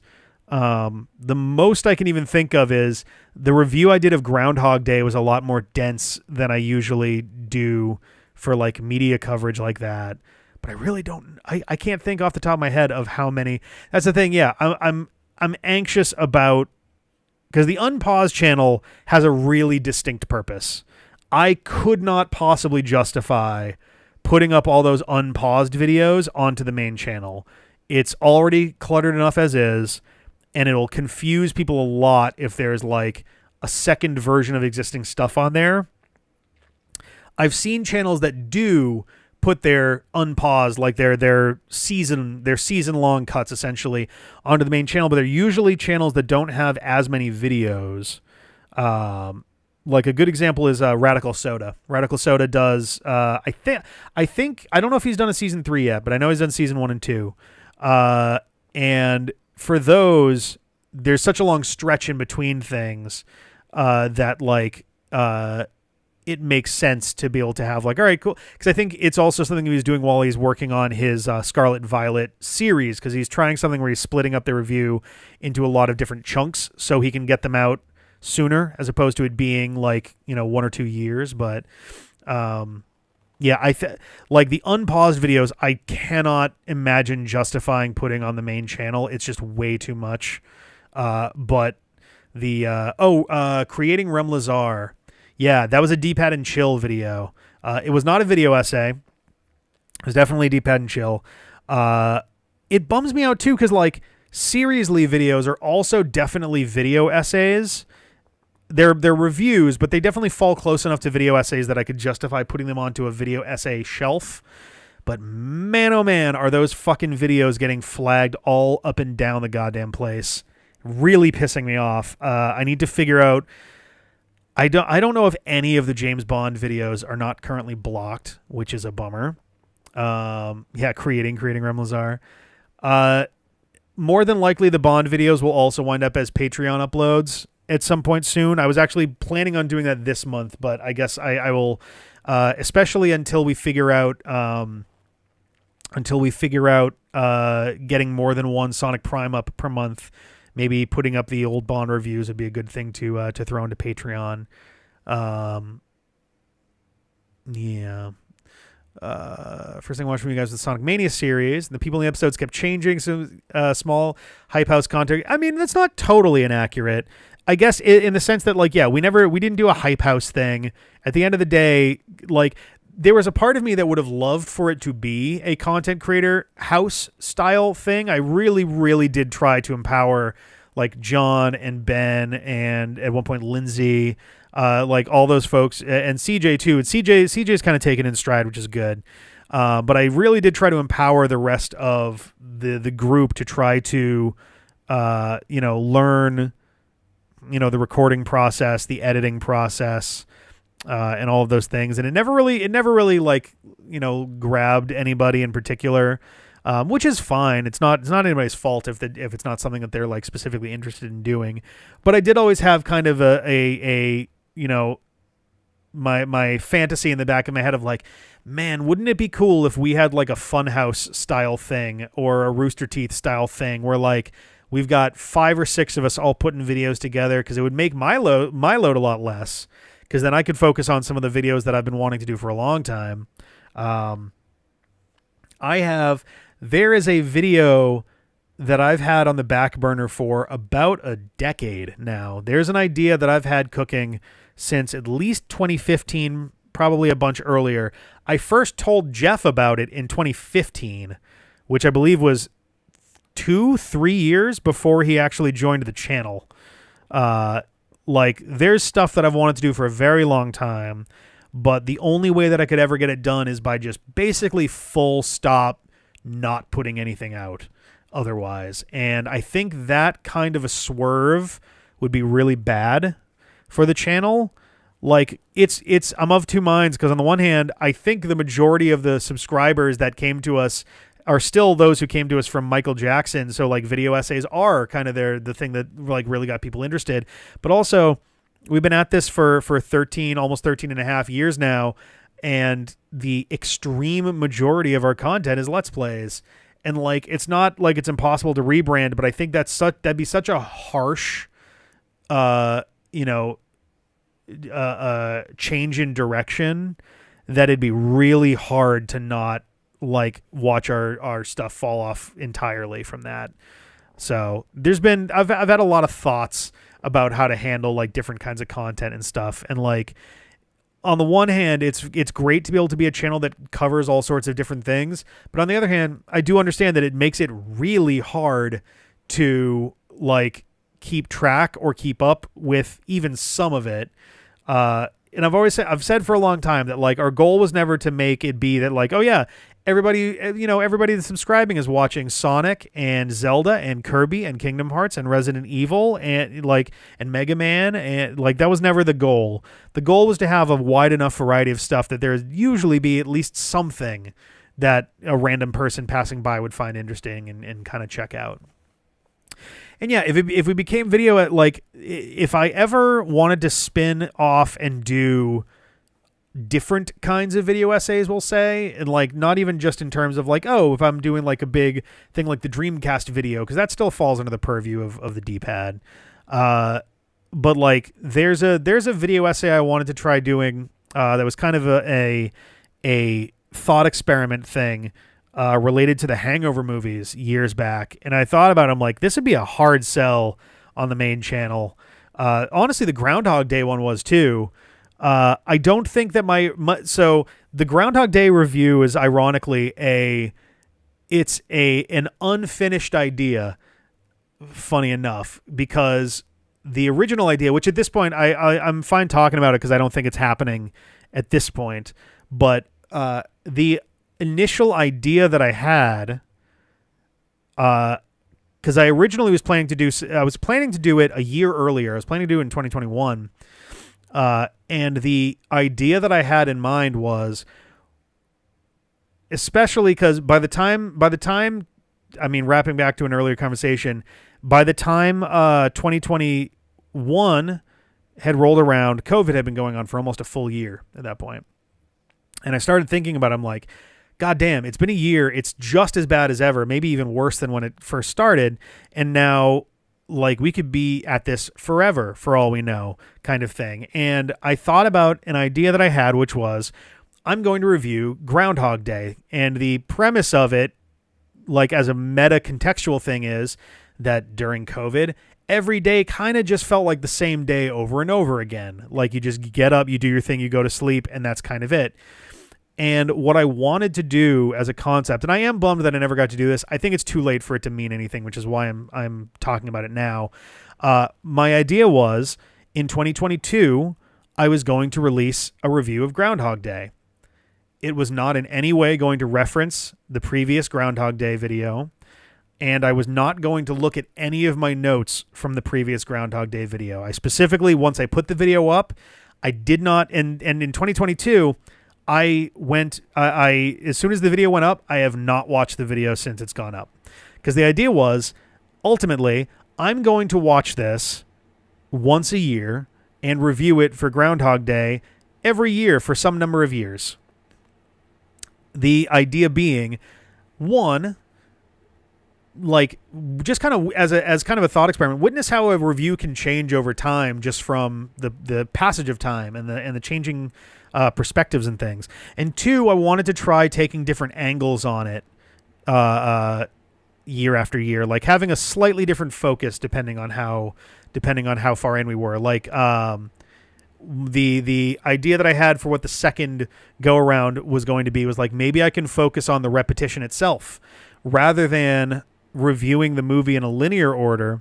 What if I try reviewing the movie in a chronological order across the day, see how different moments change over time and kind of compare how he grows in each of those scenes. And then the third year, I really wanted to focus on what happens after Groundhog Day. What is February 3rd like for Phil Connors after all this is said and done? Like, how do you go back to having a life after possibly thousands of years of days? He may have lived that day a million times. There is not a chronological cut to my knowledge. I almost made one at one point. I still kind of am debating it, to be honest. The like nowadays you could probably have a version of the original movie where the scenes were carefully edited in a way where the timeline kind of, is still good. But like there's little bits and pieces that would get tricky with it where like individual scenes are longer or shorter on different loops in ways that are a little hard to like, make sense of. But you need to have some sort of unique niche to get into the video essay space now. Oh yeah. Like the video essay space in a broad sense, I don't know that I'd have any real way of getting in on that at this point. Not to mention, I didn't go to film school. I don't know music theory. I like movies. I like music. I've played music and I've made movies. But I don't know enough about the like deep nitty gritty with some of that stuff to be able to have like a scholarly take on any of it, which I think normally helps a lot. That's where you get like, I forget his last name, Devin Stone, I think, the Legal Eagle guy, who's a real lawyer, and he goes, I don't know how much he does it anymore because now his videos are more focused on current events in the world of law, but like he started out doing real lawyer reacts to blah, and just as an example of like, the best I think I could manage would be like me do like ironically the one idea that I'm still sore about never jumping in on sooner, and it's still to this day in my list of possible to-dos as far as like just fun shit to dip my toes into. I essentially had an idea for what would have been almost identical to the original, not the eventual game theory. I had a list of stuff that I wanted to try to scientifically calculate, and like maybe 3 months after my first initial thinking of that, game theory got started, and at the time seemed mostly focused on scientifically explaining things in terms of like how fast is Sonic, how high can Mario jump, that kind of thing. And then they went off into theory crafting, stuff like that, which became a very different beast. But I still have a list of subjects I would love to tackle that, to my knowledge, Matt Pat never covered. So that might be something at some point. I bought a costume for the very first idea that I had for it that I still have to this day. So we'll see. I don't know. Were you just every famous YouTuber before they happen? Yeah. Oh, the Game Grumps one is hilarious. I forget when it happened, but somebody left a comment on one of our videos back in like 16, 17 that said, "Oh, these guys think they're the Game Grumps." Is like, we've already been at this for 5 years, man. I'm glad to have the comparison. It's very flattering, even if it was meant sarcastically. But like, no, we did not get started to be the Game Grumps. Game Grumps didn't exist yet. I wanted to be Rao Cow, if anything, when we first got started on that. Like, goddamn. Kill James Bond's originally going to be that they would re-review the series whenever it got to the end, but without notes and without rewatching the movie. Yeah, that like I'm down for doing something along those lines. I wouldn't even necessarily be opposed to getting back into Groundhog Day without the forced, man, 2023. When we actually got to 2023, because like things were kind of returning back to normal after COVID, I had been planning to go with Beeble to a bar, checking ahead of time if there's a bar that we could go to where the bartender would be comfortable with us recording for about 60 seconds.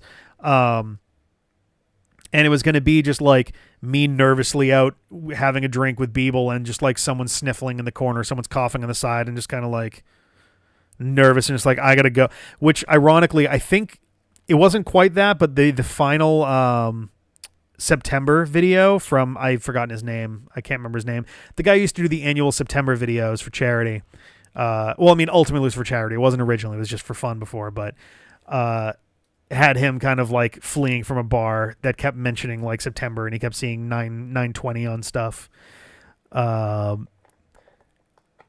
Let's see. Real Blank Reacts to Blank is a known into the video essayist space, similar to Anne Reardon and Devon Stone. And oh yeah, and I wanted to look up Anne Reardon because the name is familiar. Okay, I've heard of her and I've heard of How to Cook That. I have not actually watched it, but I'll have to check out her stuff as well. That could be fun. The Getting Smashed videos were kind of a fun little side project as well, which is coming back. It's kind of, I'm trying to figure out where I'm going to shoot those. I have the first 3 recipes already ready to go, and I've workshopped them much more carefully this time around. I think the earliest drinks were like terrible, but yeah. Food Scientist Baker does some very good debunking videos. Oh, nice. Cooking Hacks Disproven. Oh, that's cool. That's a fun thing. Feeds most of the terrible things to her husband. That's great. Have you said don't do that? That kills people. Great. Yup. Here's how you can use antifreeze to make popsicles. No, don't do that. Don't do that. But yeah, so there'll probably be more like side stuff, especially as we slowly whittle down the list of regular content. Like whenever we're done with the Legendary Let's Play Reawakens, we're not going to be doing any regular Zelda stuff really after that. We're going to have whenever a new Zelda game comes out, we'll cover it and that'll be it. Same thing goes for like Kirby right now. I'm doing my Nightmare streams, but Kirby, we don't do Kirby videos anymore. I would love to do little one-off things. I've got ranking videos I would love to do for a bunch of those. But yeah, as the regular stuff winds down, we start just doing kind of more off the cuff. I got a wall of video games that I would love for us to just be able to be like, all right, what do we want to play today? Let's play some Crackdown. We're going to do some Crackdown. Fuck it. Yeah. Just do shit like that. But, oh geez.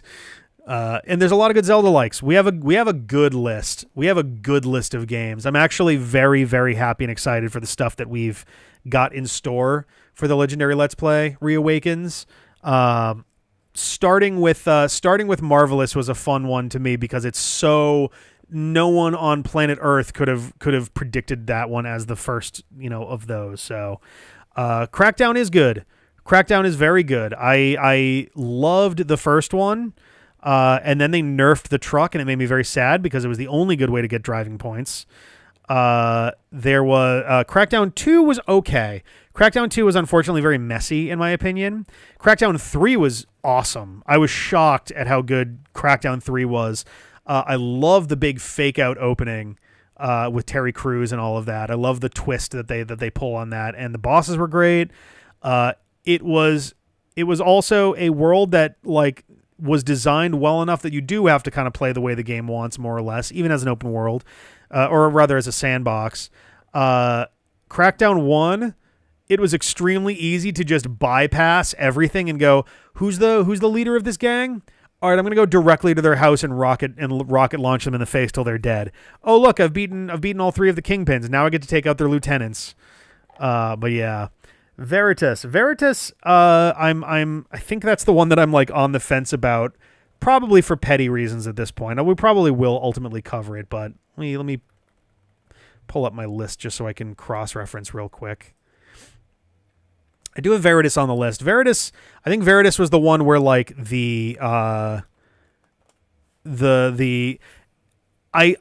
I've got the game wrong, I apologize, 'cause I definitely don't want to besmirch somebody out of nowhere or defame them or anything. I think Veritas was the one where the lead programmer for it, out of a team of 4 or whatever, had made some snarky joke about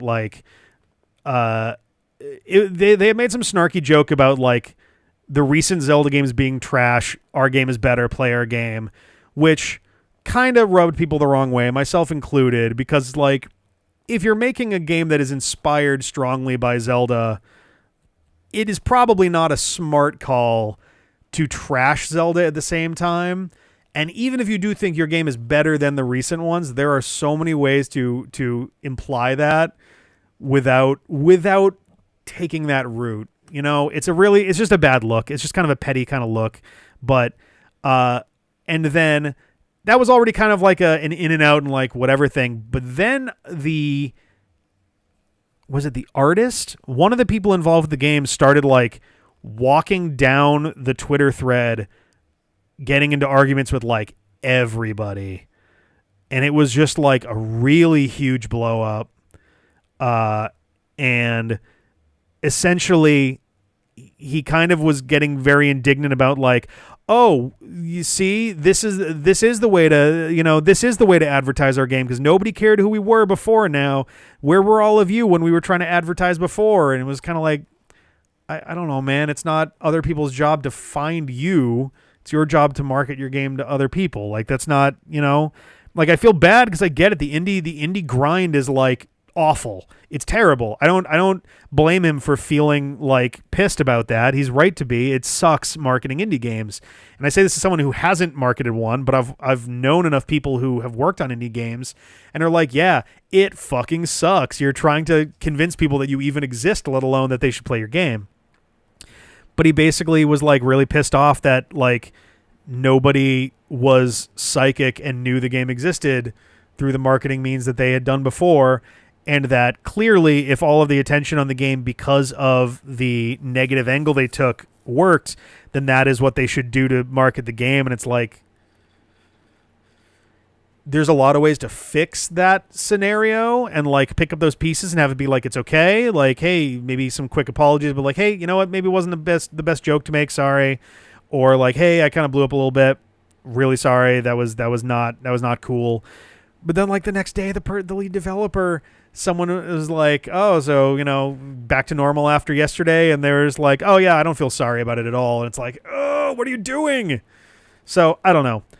I don't know how I feel about Veritas in that regard. I'm going to keep an eye on it. It is on the list in terms of ones to look at, like to ones to keep aware of. I wanna keep an eye on it because I don't know. It's tough. On the one hand, I don't feel great about giving my money to somebody who's going to be like a dick like that, like just kind of out of nowhere. But at the same time, like I also understand the misgivings over trying to be your own PR person for an indie game that has no existing player base. So like, I don't know. I don't know. The thing that's been kind of supporting my idea to my thoughts of not doing it are also that there's a shit ton of Zelda likes out there. We're not playing all of them, to be clear. We're not playing every Zelda like that's out there. We'll never be done. Maybe after Reawakens is officially over, that's a thing that can be done. It's like, oh, we found another Zelda like, let's check it out. But we have a list. We have a curated list of stuff that we're planning to look at, and I don't know if Veritas is going to ultimately make the cut.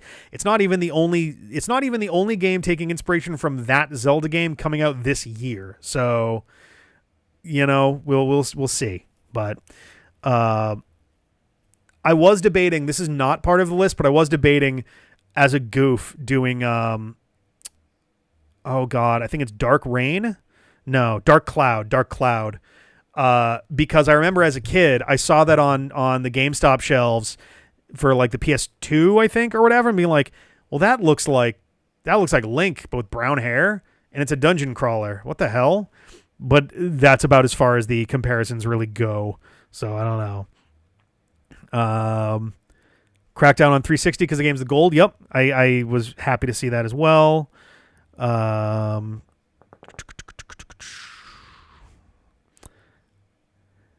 like, yeah, it's so backing up a little bit. Yeah, I don't know if I was making a Sonic inspired game. I would hope it to God's better than the last few.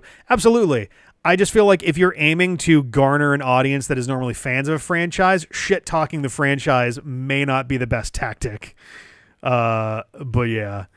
Leica Age Through Blood is easily the best Metroidvania ever, and it's still on sale. Leica, that sounds familiar. Age Through Blood. I just want to take a look at it real quick.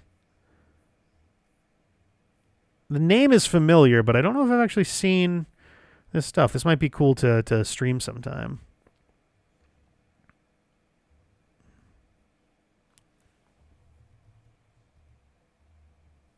Interesting. Very interesting stuff. Someone on a motorcycle? Anthropomorphic coyote riding a motorcycle. Damn. All right. That's fun.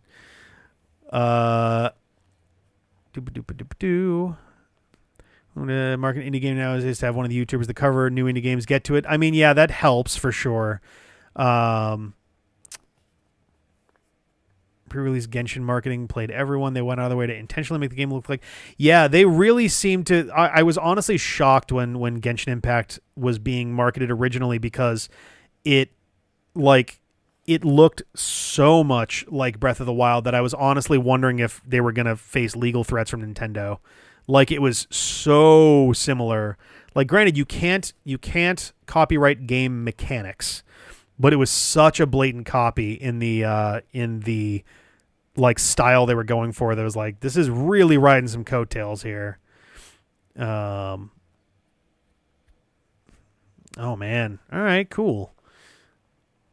But yeah, we got a lot of stuff that is coming up, and I think it'll be pretty good. And like, it'll also feel nice to have more stuff out of the way that we can start doing more like random one-offy kind of, or like just short games here and there. So yeah, I will say, so Zelda Echoes of Wisdom is coming out before the next Patreon hangout, but I don't think we'll have a chance to record it until after the Patreon hangout. Like, it comes out that Thursday and our hangout's on Friday, so we're not going to really get a chance to record it till that weekend. So I won't have anything to say about it when we meet next, but immediately after that there should be some Zelda content, so it'll be good. All right, I'm gonna shut this one down. We've gone so much longer than I really intended to, and I will very quickly start putting Digimon together. It is a little over 2 hours.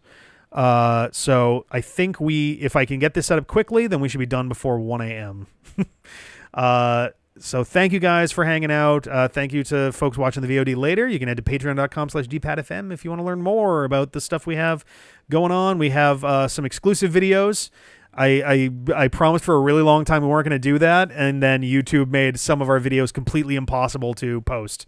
So we have some Patreon exclusive videos now, and there will probably be, most of our reviews will wind up on Patreon.